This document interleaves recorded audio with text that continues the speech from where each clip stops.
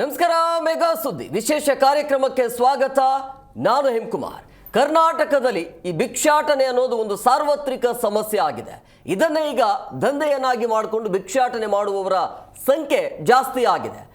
ಈಗ ಈ ಹಿಂದೆ ಏನಾಗ್ತಿತ್ತು, ದೇವಸ್ಥಾನಗಳಲ್ಲಿ ಅಥವಾ ಮನೆ ಮುಂದೆ ಬಂದು ಹಿರಿಯರು ಅಂದರೆ ವಯಸ್ಸಾದವರು ಬಂದು ಭಿಕ್ಷೆಯನ್ನು ಬೇಡ್ತಾ ಇದ್ರು. ಆವಾಗ 5 ರೂಪಾಯಿನೋ 10 ರೂಪಾಯಿನೋ 1 ರೂಪಾಯಿನೋ ಕೊಡ್ತಾ ಇದ್ವಿ. ಬಟ್ ಈಗ ಹಂಗಿಲ್ಲ. 500ರಿಂದ 1000 ರೂಪಾಯಿ ತನಕ ಟಾರ್ಗೆಟ್ ಮಾಡಲಾಗ್ತಾ ಇದೆ. ಕೊಟ್ಟಿಲ್ಲ ಅಂತ ಹೇಳಿದ್ರೆ ಹಿಂದೆ ಬೀಳೋದು. ಅಂದರೆ ಬೇರೆ ರಾಜ್ಯದಿಂದ ಬಂದು ಇಲ್ಲಿ ನಮ್ಮ ರಾಜ್ಯದಲ್ಲಿ ಕರ್ನಾಟಕದಲ್ಲಿ ಈ ರೀತಿಯಾಗಿ ಈ ಭಿಕ್ಷಾಟನೆ ಅನ್ನುವಂಥ ಹೆಸರಿನಲ್ಲಿ ದಂಧೆಯನ್ನು ಮಾಡಿಕೊಳ್ಳಲಾಗ್ತಾ ಇದೆ. ಇಡೀ ದಿನ ಬೇಡ್ಕೊಳ್ಳೋದು, ಇಡೀ ದಿನ ಭಿಕ್ಷಾಟನೆ ಮಾಡೋದು, ಸಾಯಂಕಾಲ ಹೋಗಿ ದೊಡ್ಡ ದೊಡ್ಡ ಹೋಟೆಲ್ಗಳಲ್ಲಿ ಬಿರಿಯಾನಿ ತಿನ್ನುವಂಥ ಕೆಲಸವನ್ನು ಮಾಡ್ತಿದ್ದಾರೆ. ಪ್ರಮುಖವಾಗಿ ಸಿಗ್ನಲ್ಗಳಲ್ಲಿ, ಹೋಟೆಲ್ಗಳಲ್ಲಿ ಇದೆಲ್ಲವೂ ಕೂಡ ರಾಜಾರೋಷವಾಗಿ ಭಿಕ್ಷಾಟನೆ ನಡೀತಾ ಇದೆ. ಆದರೂ ಕೂಡ ಪೊಲೀಸ್ ಇಲಾಖೆ ಏನು ಮಾಡ್ತಾ ಇದೆ ಅಂತೇಳಿ, ಕಾನೂನು ಇದೆ, ಕಾನೂನು ಏನು ಮಾಡ್ತಾ ಇದೆ ಅಂತ ರಾಜಾರೋಷವಾಗಿ ಮಾಡ್ತಾ ಇಲ್ವಾ? ಬ್ರಿಗೇಡ್ MG ರೋಡ್ಗಳಲ್ಲಿ ನೀವು ನೋಡಿರ್ತೀರಿ ದಿನ ಏನೇನು ನಡೀತಾ ಇದೆ ಅಂತೇಳಿ. ಆದರೂ ಕೂಡ ಪೊಲೀಸ್ನವರು ಸೈಲೆಂಟ್ ಇರೋದು, ನಿರ್ಲಕ್ಷ್ಯವನ್ನು ವಹಿಸೋದು ಯಾಕೆ? ಕಾನೂನು ಏನು ಹೇಳುತ್ತೆ? ಇದನ್ನು ತಡೆಗಟ್ಟೋದು ಹೇಗೆ? ಎಲ್ಲದರ ಬಗ್ಗೆ ಚರ್ಚೆ ಮಾಡ್ತಿದ್ದೆ. ಇವತ್ತಿನ ವಿಶೇಷ ಹೈಫೈ ಭಿಕ್ಷಾಟನೆ ದಂಧೆ.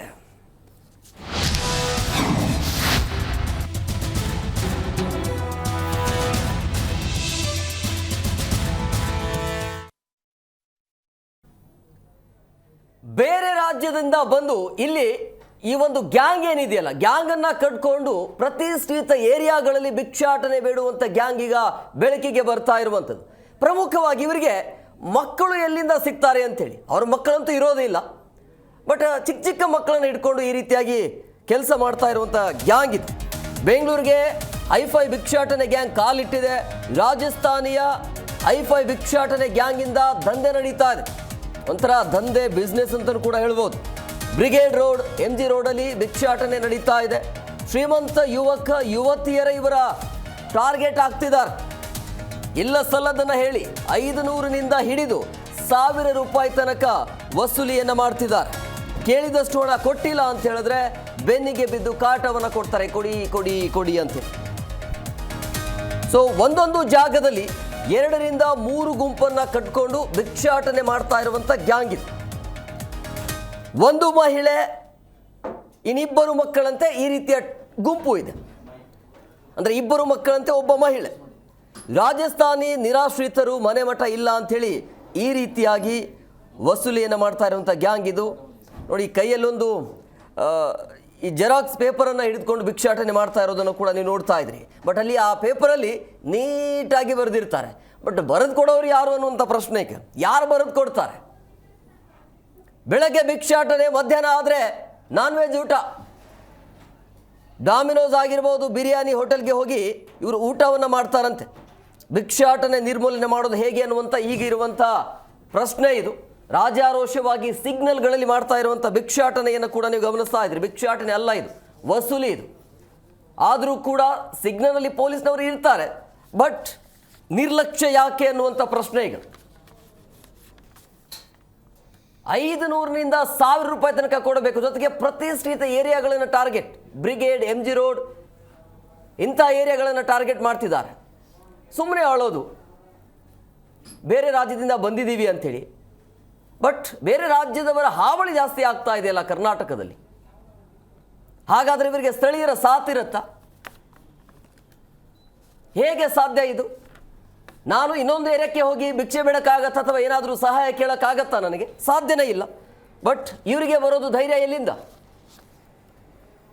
ಪೊಲೀಸ್ ಇಲಾಖೆ ಏನು ಮಾಡ್ತಾ ಇದೆ ಅನ್ನುವಂಥ ಪ್ರಶ್ನೆ. ಸಹಜವಾಗಿ ದುಡಿಬೇಕು ಅಂತ ಹೇಳಿದರೆ ಇಂತಿಷ್ಟು ವಯಸ್ಸಿರಬೇಕು ಮಕ್ಕಳಿಗೆ. ಆದರೆ ಚಿಕ್ಕ ಚಿಕ್ಕ ಮಕ್ಕಳನ್ನು ಬಳಸ್ಕೊಂಡು ದುಡಿಸ್ಕೊಳ್ತಿದ್ದಾರಲ್ಲ, ಇದೆಲ್ಲ ಗಮನಕ್ಕೆ ಬರ್ತಾ ಇಲ್ವಾ? ಈ ಬಗ್ಗೆ ಸುದೀರ್ಘವಾಗಿ ಚರ್ಚೆ ಮಾಡ್ತೀವಿ. 1 ಗಂಟೆಗಳ ಕಾಲ ನಾವು ನಿಮ್ಮ ಜೊತೆಲಿ ಇರ್ತೀವಿ.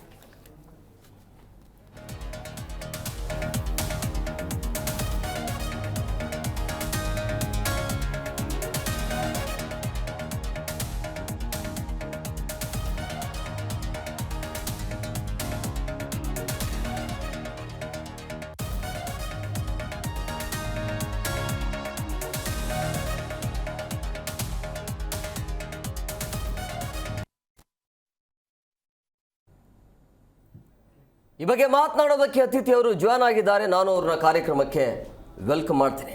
ಮೊದಲನೇದಾಗಿ ಬಿ ಗುರುರಾಜ್ ರಾವ್ ಅವರು, counsellor, life skill and wellness coach sir, ಕಾರ್ಯಕ್ರಮಕ್ಕೆ ಆತ್ಮೀಯವಾದಂಥ ಸ್ವಾಗತ. GTV ಸಮಸ್ತ ವೀಕ್ಷಕರಿಗೆ ನಮಸ್ಕಾರಗಳು. ಇನ್ನು ಹಾಗೇನೆ ಜಿಲ್ಲಾ ಮಕ್ಕಳ ರಕ್ಷಣಾ ಘಟಕದ ಸದಸ್ಯರಾಗಿರುವಂಥ TT ಹೇಮಂತ್ ಕುಮಾರ್ ಅವರು ಜಾಯ್ನ್ ಆಗಿದ್ದಾರೆ. ಸರ್, ತಮಗೂ ಕೂಡ ಕಾರ್ಯಕ್ರಮಕ್ಕೆ ಆತ್ಮೀಯವಾದಂಥ ಸ್ವಾಗತ. ಸರ್ ಗುರುರಾಜ್ ಸರ್, ನಾನು ನಿಮ್ಮ ಹತ್ರನೇ ಬರ್ತೀನಿ. ಈ ಹಿಂದೆ ನಾವು ನೋಡಿದ್ದೀವಿ, ಅಂದರೆ ವಯಸ್ಸಾದವರು ಯಾವುದೋ ದೇವಸ್ಥಾನದಲ್ಲಿ ಕೂತ್ಕೊಂಡು ಅಥವಾ ಹಿಂದೆ ಮನೆ ಮುಂದೆ ಬಂದು ಭಿಕ್ಷೆಯನ್ನು ಬೇಡ್ತಾ ಇದ್ರು, ಸಾಧ್ಯ ಆದಷ್ಟು ಕೊಡ್ತಿದ್ರು, ಕೆಲವರು ಕೊಡ್ತಿರ್ಲಿಲ್ಲ. ಸೊ ಅದು ಅವರಿಗೆ ದುಡಿಯೋಕ್ಕೆ ಆಗದೇ ಇರುವಂಥ ಸಮಯದಲ್ಲಿ, ಆ ಸಂದರ್ಭದಲ್ಲಿ. ಬಟ್ ಈಗ ಟ್ರೆಂಡ್ ಚೇಂಜ್ ಆಗಿದೆ. ಈ ಟ್ರೆಂಡ್ ಈ ಬಗ್ಗೆ ಏನು ಹೇಳ್ತೀರಿ? ಮೂಲತಃ ಭಿಕ್ಷಾ ಬೇಡ್ತಕ್ಕಂಥದ್ದೇ ಒಂದು ಪಿಡುಗಾಗಿದೆ. ಕರ್ನಾಟಕ ಬೆಗರಿ ಆ್ಯಕ್ಟ್ 1975 ಅಂತ ಒಂದು ಕಾಯ್ದೆನೇ ಇದೆ. ಆ ಕಾಯ್ದೆ ಪ್ರಕಾರ ಯಾವುದೇ ಕಾರಣಕ್ಕೂ ಭಿಕ್ಷಾಟನೆ ನಮ್ಮ ರಾಜ್ಯದಲ್ಲಿ ಸಲ್ಲದು, ಆಗಲೇಬಾರ್ದು. ಬಹುಶಃ ಲೇಟೆಸ್ಟಾಗಿ ನಾವು ತಗೊಂಡಾಗ ಇದರ ಇಂಪ್ಲಿಮೆಂಟೇಷನ್ ಮಧ್ಯಪ್ರದೇಶದಲ್ಲಾಗಿದೆ. ನೋ ಬೆಗ್ಗರ್ಸ್, ಯಾವ ಬೆಗ್ಗರ್ಸೇ ಇಲ್ಲ ಅಂತಕ್ಕಂಥ ಒಂದು ಮಾಹಿತಿ ಬಂದಾಗ ಇಂಡೋರ್ ಅಂತಕ್ಕಂಥ ಒಂದು ಜಾಗದಲ್ಲಿ ಇದೆ ಅಂತಕ್ಕಂಥ ಒಂದು ವಿಷಯ ಬಂದಿದೆ. 2025 ಅಕ್ಟೋಬರ್ 2022 ಟೈಮ್ಸ್ ಆಫ್ ಇಂಡಿಯಾದಲ್ಲಿ ಒಂದು ಮಾಹಿತಿಯನ್ನು ನಾನು ಕಲೆ ಹಾಕಿದೆ.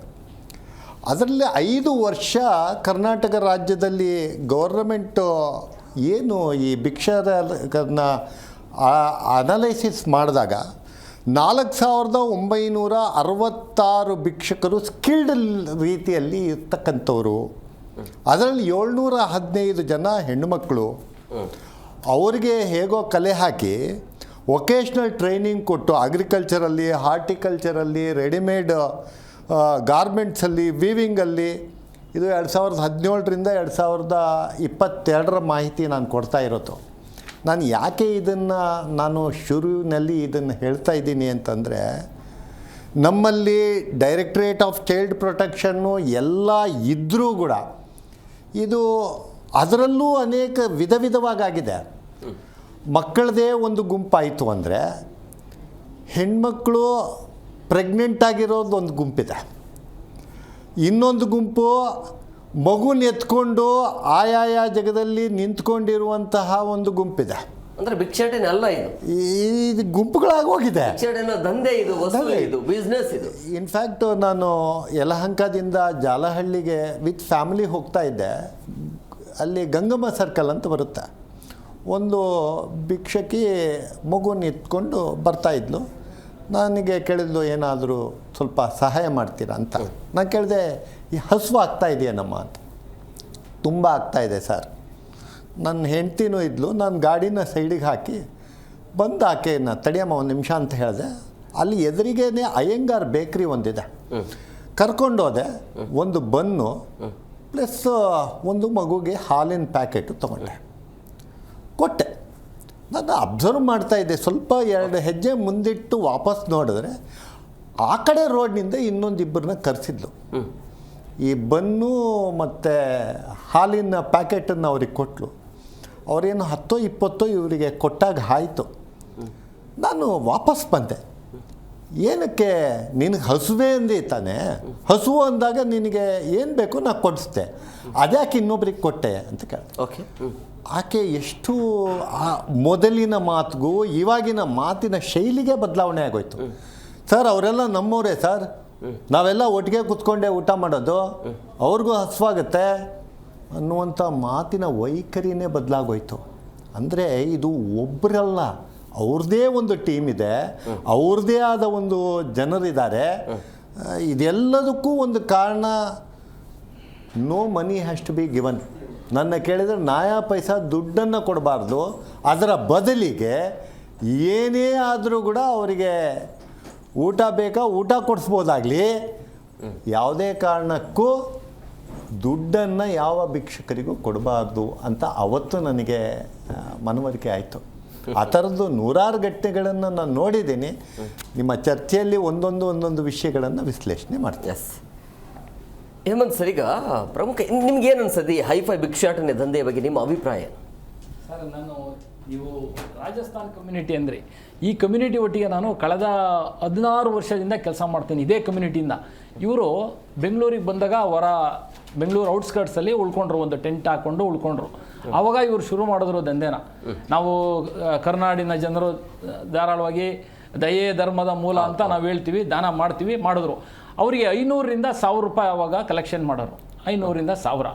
ಸರಿ, ಭಿಕ್ಷಾಟನೆ ಅಂತ ಆಯಿತು, ಯಾರೋ ಒಬ್ಬರು ಭಿಕ್ಷಾಟನೆ ಬೇಡಿದೆ, ಭಿಕ್ಷಾಟನೆ.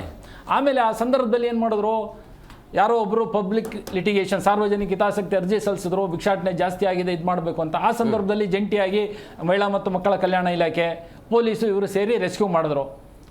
ಅಂದರೆ ಅವ್ರನ್ನ ರೈಡ್ ಮಾಡಿ ರೆಸ್ಕ್ಯೂ ಮಾಡಿ ಇಟ್ಟಿದ್ರು. ಆಮೇಲೆ ಬಿಟ್ಬಿಟ್ರು. ಆವಾಗ ಇವ್ರು ಏನಾಯಿತು, ಅದನ್ನು ಇನ್ನೊಂದು ರೀತಿ ತೊಗೊಂಡ್ಬಂದರು. ಭಿಕ್ಷಾಟನೆ ಮಾಡ್ತಾಯಿದ್ರು. ಇವಾಗ ಭಿಕ್ಷಾಟನೆ ಮಾಡೋದಕ್ಕೆ ಬೇರೆ ಬೇರೆ ವಿಧ ಇತ್ತು. ನಾನು ಒಂದೆರಡು ಶಾಂಪಲ್ ಹೇಳ್ಬಿಡ್ತೀನಿ. ಬ್ಯಾಂಡೇಜ್ ಕಟ್ಕೊಳ್ಳೋರು, ಅದ್ರ ಮೇಲೆ ಸ್ವಲ್ಪ ನಾಮ ಎಲ್ಲ ಹಚ್ಕೊಳ್ಳೋದು, ಕಲಾವಿದರು. ಆಮೇಲೆ ಮಗುಗೆ ಬ್ಯಾಂಡೇಜ್ ಸುತ್ತಕೊಂಡು ಮಗುನ ಎತ್ಕೊಂಡು ಬೇಡೋದು. ಆಮೇಲೆ ಕೈಗೆ ಕ್ಲಚಸ್ ಹಾಕ್ಕೊಂಡು ಬೇಡೋದು. ಇದೆಲ್ಲ ಮಾಡಿದ್ರು.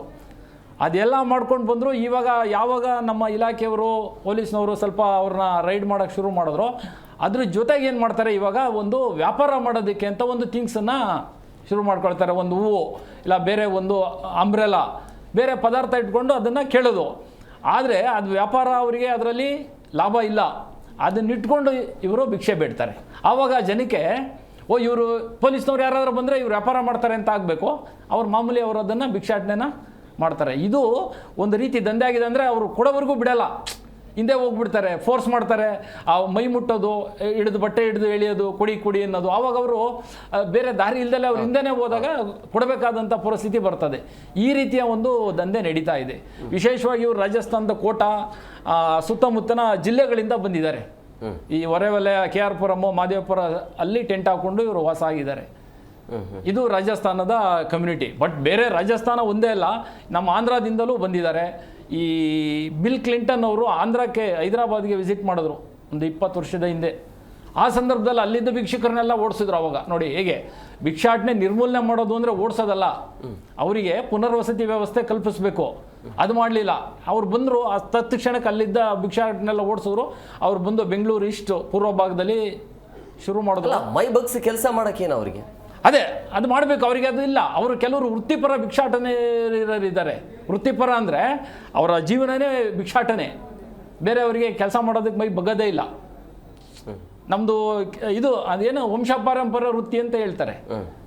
ಅಂಥವ್ರಿಗೆ ನೀವು ಮೈ ಬಗ್ಗಿಸಿ ದುಡೀರಿ ಅಂದರೆ ಕಷ್ಟ ಆಗ್ತದೆ. ಅದು ಆದರೆ ಅವರಿಗೆ ಕಾನೂನು ಶ್ರೀಮಂತರಾಗಿರೋದನ್ನು ಕೂಡ ನಾವು ನೋಡಿದ್ದೇವೆ. ಹೌದು. ಎಸ್, ಮತ್ತೊಬ್ಬರಿಗೆ ಎಷ್ಟು ಜನ ಆಗಿದ್ದಾರೆ ನಾನು ಕಾರ್ಯಕ್ರಮಕ್ಕೆ ವೆಲ್ಕಮ್ ಮಾಡಿಬಿಡ್ತೀನಿ. ಶ್ರೀ ಕೃಷ್ಣಾಶ್ರಯ ಎಜುಕೇಷನಲ್ ಟ್ರಸ್ಟ್ ಕಡೆಯಿಂದ ರಾಧಾ ಅವರು ಜಾಯ್ನ್ ಆಗಿದ್ದಾರೆ. ಮೇಡಮ್, ಕಾರ್ಯಕ್ರಮಕ್ಕೆ ಆತ್ಮೀಯವಾದಂಥ ಸ್ವಾಗತ. ಮೇಡಮ್, ಈಗ ಭಿಕ್ಷಾಟನೆ ವಿಚಾರ ಅಂತ ಬಂದಾಗ ಮಕ್ಕಳನ್ನ ಮುಂದ್ಗಡೆ ಬಿಡ್ತಾರೆ. ಯಾಕೆ ಮಕ್ಕಳು ಇವರಿಗೆ ಎಲ್ಲಿಂದ ಸಿಗ್ತಾರೆ? ಈಗ ಅವ್ರದೇ ಮಕ್ಕಳಿದ್ರೆ ಬಹುಶಃ ಅದನ್ನ ಎಜುಕೇಷನ್ ಅಥವಾ ಮಕ್ಕಳನ್ನ ಆ ರೀತಿ ಫ್ರೀಯಾಗಿ ಬಿಡೋದಿಲ್ಲ. ಬಟ್ ಇವರಿಗೆ ಅದು ಹೋಲಿಕೆನೇ ಇರೋದಿಲ್ಲ. ಅವ್ರ ಫೇಸ್ ಇವ್ರ ಫೇಸ್ ನೋಡಿದ್ರೆ ಬಟ್ ಮಕ್ಕಳು ಎಲ್ಲಿಂದ ಸಿಗ್ತಾರೆ ಇವರಿಗೆ? ಮಕ್ಕಳನ್ನ ಅವರು ಬಾಡಿಗೆಗೆ ಅಂತ ತಗೊಂಡಿರ್ತಾರೆ ಅಥವಾ ಮಕ್ಕಳನ್ನ ಟ್ರಾಫಿಕಿಂಗ್ ಮಾಡಿರ್ತಾರೆ.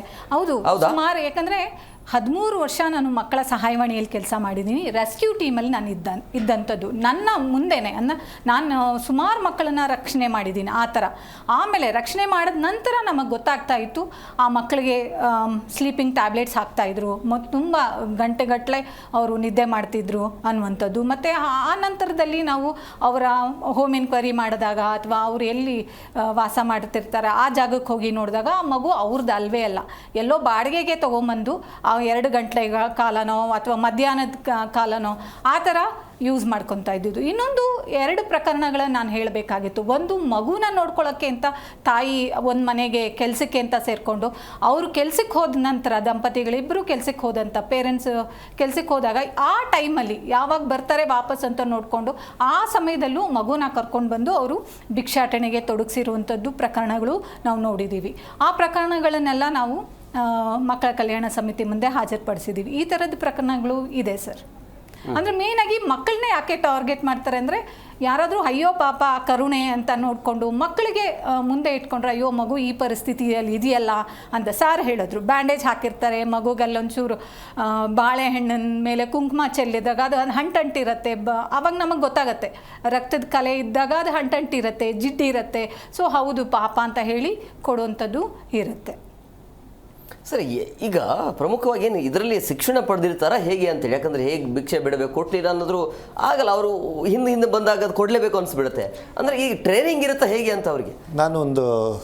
ನಾನು ಊರು ಹೊಸಪೇಟೆ. ಹೊಸಪೇಟೆಯಿಂದ ಬೆಂಗಳೂರಿಗೆ ಟ್ರೈನಲ್ಲಿ ಬಂದೆ. ಸುಮಾರು ಒಂದು 5 ಗಂಟೆ ಸುಮಾರಿಗೆ ಮೆಜೆಸ್ಟಿಕ್ ರೈಲ್ವೆ ಸ್ಟೇಷನಲ್ಲಿ ಇಳಿದೆ. BMTC ಬಸ್ಸಿಗೆ ಹತ್ತಬೇಕು ಅಂದ್ಕೊಂಡು ರೈಲ್ವೆ ಸ್ಟೇಷನಿಂದ ಅಲ್ಲಿಂದನೇ ಒಬ್ಬರು ಹಿಂದೆ ಬಿದ್ದುಬಿಟ್ರು. ನನ್ನ ಒಂದು ಕೈ ಇಲ್ಲ, ಒಂದು ಕೈನಲ್ಲಿ ಎಡಗೈಯಲ್ಲಿ ನನ್ನ ಹಿಂದೆ ಬಿದ್ದರು. ನಾನು ಬೆಳಿಗ್ಗೆ ರಾತ್ರಿ ಇಡಿಯಿಂದ ಇದ್ದೀನಿ, ನನಗೆ ಟೀ ಕುಡಿಬೇಕು ಸರ್, ಒಂದು 10 ರೂಪಾಯಿನ ಕೊಡಿ ಅಂತ. ನಾನು ಎಷ್ಟು ತಪ್ಪಿಸ್ಕೊಳ್ಳಿಕ್ಕೆ ಪ್ರಯತ್ನ ಮಾಡಿದ್ರು ಬಿಡಲಿಲ್ಲ. ನನ್ನ ಹಿಂದೆ ಕೇಳ್ತಾ ಕೊನೆಗೆ ಅಂಡರ್ಗ್ರೌಂಡ್ ಮೆಜೆಸ್ಟಿಕ್ ಕೆಳಗೆ ಒಂದು ಅಂಡರ್ಗ್ರೌಂಡ್ ಬರುತ್ತಲ್ಲ, ಆ ಅಂಡರ್ಗ್ರೌಂಡ್ ಪಾಸ್ನಲ್ಲಿ ಬಂದು ಕೊನೆಗೆ ನಾನು ತಡಿಲಾರ್ದಂಗೆ ಇನ್ನು 10 ರೂಪಾಯಿ ಕೊಟ್ಟೆ. ಸಾಕು ಅಂತ 10 ರೂಪಾಯಿ ತೆಗೆದುಕೊಂಡಿರುವಂಥ ವ್ಯಕ್ತಿ ನನ್ನ ಮುಂದೆನೇ ಮೆಲ್ಲಕ್ಕೆ ಇನ್ನೊಂದು ಕಡೆ ಕೈ ತೊಗೊಂಡ್ರು, 10 ರೂಪಾಯಿ ಪಾಕೆಟಲ್ಲಿ ಇಟ್ಕೊಂಡ್ರು, ಒಂದು ಸಿಗರೇಟ್ ಹುಡ್ಕೊತ ಅವ್ರದ್ದೇ ಆದ 3-4 ಜನ ನಿಂತ್ಕೊಂಡ್ರು. ಅವರ ನಗು ನೋಡೇ ನನಗೆ ನಾನು ಏನು ಮಾತಾಡಬೇಕು ಅಂತ ಆ ಕ್ಷಣಕ್ಕೆ ತೋಚಲಿಲ್ಲ. ಇಲ್ಲಿ ಪ್ರಶ್ನೆ ಖಂಡಿತವಾಗೂ ನೀವು ಹೇಳ್ದಂಗೆ ಅವ್ರು ದೇ ಆರ್ ವೆಲ್ ಟ್ರೈನ್ಡ್, ಅದರಲ್ಲಿ ಏನೂ ಡೌಟೇ ಇಲ್ಲ. ಖಂಡಿತವಾಗೂ ಒಬ್ಬರನ್ನ ಹೇಗೆ ಮನಸ್ಸನ್ನ ಅಟ್ರ್ಯಾಕ್ಟ್ ಮಾಡಿ ಅವ್ರನ್ನ ಮೂರ್ಖರನ್ನಾಗಿ ಮಾಡ್ಬೋದು ಅನ್ನುವಂಥ ಒಂದು ಸೆಗ್ಮೆಂಟ್ ಅನ್ಕೋ ಖಂಡಿತ ಇದೆ. ಹಾಗಂತ ಎಲ್ಲರೂ ಇದ್ದಾರಾ? ಇರಲಿಕ್ಕಿಲ್ಲ. ಪರಿಸ್ಥಿತಿಗಳು, ನಾನೊಬ್ಬ ಮೆಡಿಕಲ್ ಕೌನ್ಸಿಲರ್ ಆಗಿ ನಾನು ಹೇಳಿದ್ದೀನಿ, ತಂದೆ ತಾಯಿನೇ ಬಿಟ್ಟಂಥ ಮಕ್ಕಳಿದ್ದಾರೆ, ಬೇರೆ ದಾರಿನೇ ಇರಲಾರ್ದಂಥ ಪರಿಸ್ಥಿತಿಗೆ ಬಂದು ಭಿಕ್ಷಾಟನೆಗೆ ಬಂದಿರುವಂಥ ಕೇಸುಗಳನ್ನು ನಾನು ನೋಡಿದ್ದೀನಿ. ಇಲ್ಲಿ ಒಂದು ಸೆಗ್ಮೆಂಟು ಅನ್ಎಥಿಕಲ್ ಆಗಿರುವಂಥದ್ದು ಒಂದು ಸೆಗ್ಮೆಂಟ್ ಇದ್ದರೆ, ಅದರ ವಿಪರೀತವಾಗಿ ಇನ್ನೊಂದು ಇದ್ದ ಮನೆಯನ್ನು ಕಳ್ಕೊಂಡು ಹೊರಗೆ ಬಿದ್ದಿರ್ತಕ್ಕಂಥ ಜನನೂ ಇದ್ದಾರೆ. ನಿಜವಾಗ್ಲೂ they are to be help. But rehabilitation ಇದು ಒಂದು ದೊಡ್ಡ ವಿಷಯ ಸರ್. ಇದು 1 ಗಂಟೆ ಅಂತ ನಾವು ತೊಗೊತಾ ಇದ್ದೀವಿ. ಇದು ಯಾರ ಕರ್ತವ್ಯ? ಕೇವಲ ಗೌರ್ಮೆಂಟಿನ ಕರ್ತವ್ಯನಾ? ಇಲ್ಲಿ ಇರ್ತಕ್ಕಂಥ ಸಂಘ ಸಂಸ್ಥೆಗಳ ಕರ್ತವ್ಯನಾ? ಇಲ್ಲ ಮಾಧ್ಯಮದ ಕರ್ತವ್ಯನಾ? ಪೊಲೀಸರ ಕರ್ತವ್ಯನಾ? ಇಲ್ಲ ಸಮಾಜದ ಕರ್ತವ್ಯನಾ?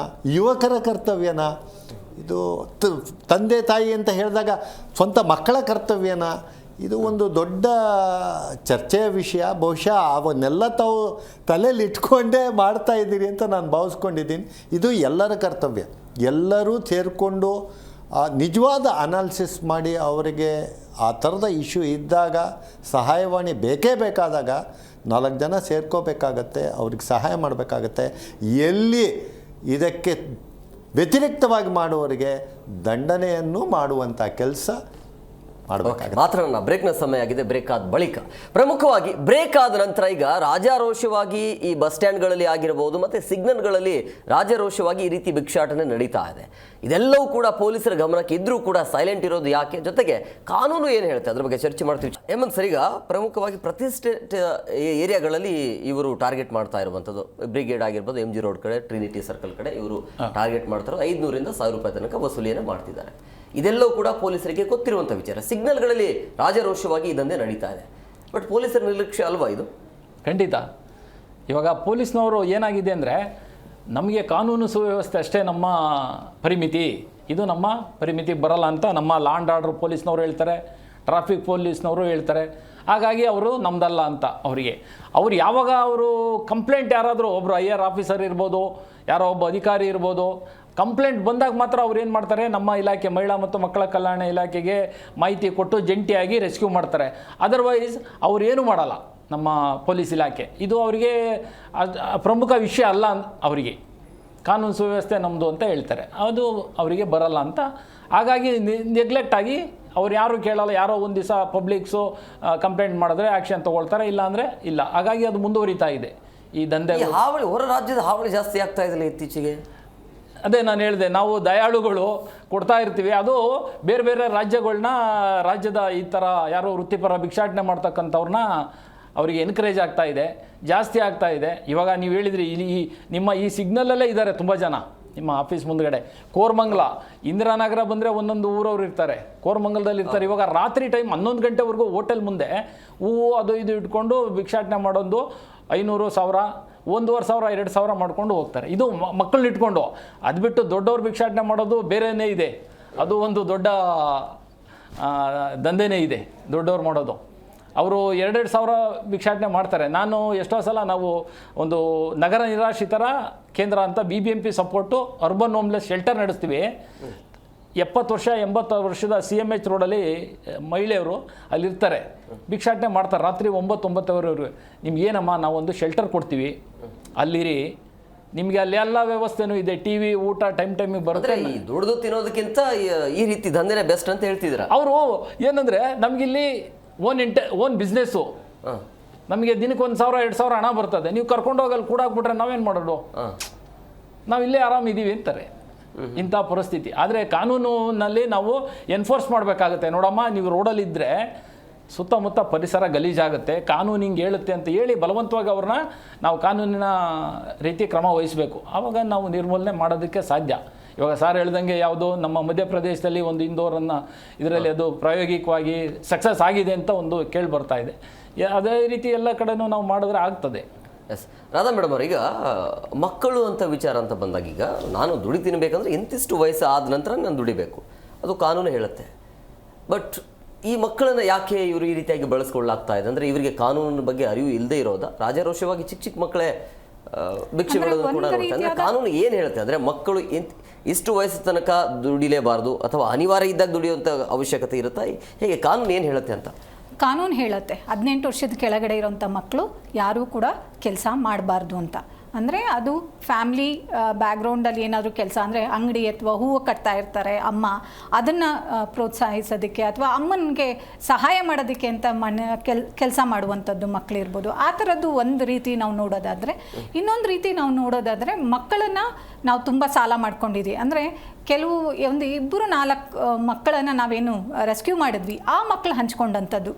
ನಮ್ಮ ಅಜ್ಜಿ ನನಗೆ ಅಪ್ಪ ಅಮ್ಮ ಇಲ್ಲ, ನನ್ನ ಅಜ್ಜಿ ತುಂಬ ಸಾಲ ಮಾಡಿದ್ದಾರೆ, ಸೊ ಆ ಸಾಲ ತೀರಿಸ್ಬೇಕಲ್ಲ, ನಾನು ದಿನ ತೊಗೊಂಡು ಹೋಗಿ ಕೊಡೋವಂಥದ್ದು. ಅಂದರೆ ನಾವು ರೆಸ್ಕ್ಯೂ ಮಾಡಿದಂಥದ್ದು ಟೈಮಲ್ಲಿ ಒಂದು 2 ಅವರ್ ಆ ಹುಡುಗಿ ಭಿಕ್ಷಾಟನೆ ಮಾಡಿರ್ತಾಳೆ. ಆ ಸಮಯದಲ್ಲಿ ನಾವು ರೆಸ್ಕ್ಯೂ ಮಾಡಿದಾಗ ಆ ಹುಡುಗಿ ಹತ್ರ 1,500 1,500 ಆ ಹುಡುಗಿ ಹತ್ರ ದುಡ್ಡಿತ್ತು. ಅಂದರೆ ಆ 2 ಅವರಿಗೆ ಅಷ್ಟು ಆ ಹುಡುಗಿ ಸಂಪಾದನೆ ಮಾಡ್ತಾಳೆ ಅಂತಂದರೆ ಮಧ್ಯಾಹ್ನದ ತನಕ ಇನ್ನೆಷ್ಟು ಸಂಪಾದನೆ ಮಾಡಬಹುದು ಅನ್ನುವಂಥದ್ದು. ಮತ್ತು ಅದನ್ನು ಕೂಡ ಒಂದು ಟ್ರಾಫಿಕಿಂಗು ಕೂಡ ಆಗಿರ್ಬೋದು. ಅಂದರೆ ಯಾರೋ ಒಂದು ಏಜೆಂಟ್ ಆ ಮಕ್ಕಳನ್ನೆಲ್ಲ ಕರ್ಕೊಂಬಂದು ಬಿಟ್ಟು ಅವರನ್ನು ನಿಗಾ ವಹಿಸಿ ಆ ಮಕ್ಕಳನ್ನ ಭಿಕ್ಷೆ ಬೇಡ್ಕೊಂಬಂದ ನಂತರ ಅದನ್ನು ಕಲೆಕ್ಟ್ ಮಾಡಿ ಅವ್ರಿಗೊಂದು ಇಂತಿಷ್ಟು ಅಂತ ಕೊಡ್ತಾ ಇರ್ಬೋದು. ಯಾಕಂದರೆ ಆ ಫ್ಯಾಮಿಲಿಗಳನ್ನು ನಾವು ಹೋಗಿ ಮೀಟ್ ಮಾಡಿದಾಗ, ಅಂದರೆ ಒಂದು ದಿನಕ್ಕೆ ಒಂದು ಬೇಡ 2,000 ಅಂತಲೇ ತೊಗೊಂಡಾದರೆ ಅವ್ರ ಫ್ಯಾಮಿಲಿ ಎಲ್ಲೋ ಇರಬೇಕಿತ್ತು, ಹೆಂಗೋ ಇರಬೇಕಾಗಿತ್ತು. ಆದರೆ ಅವರು ಗುಡಿಸಲುಗಳಲ್ಲೇ ಇರ್ತಾರೆ.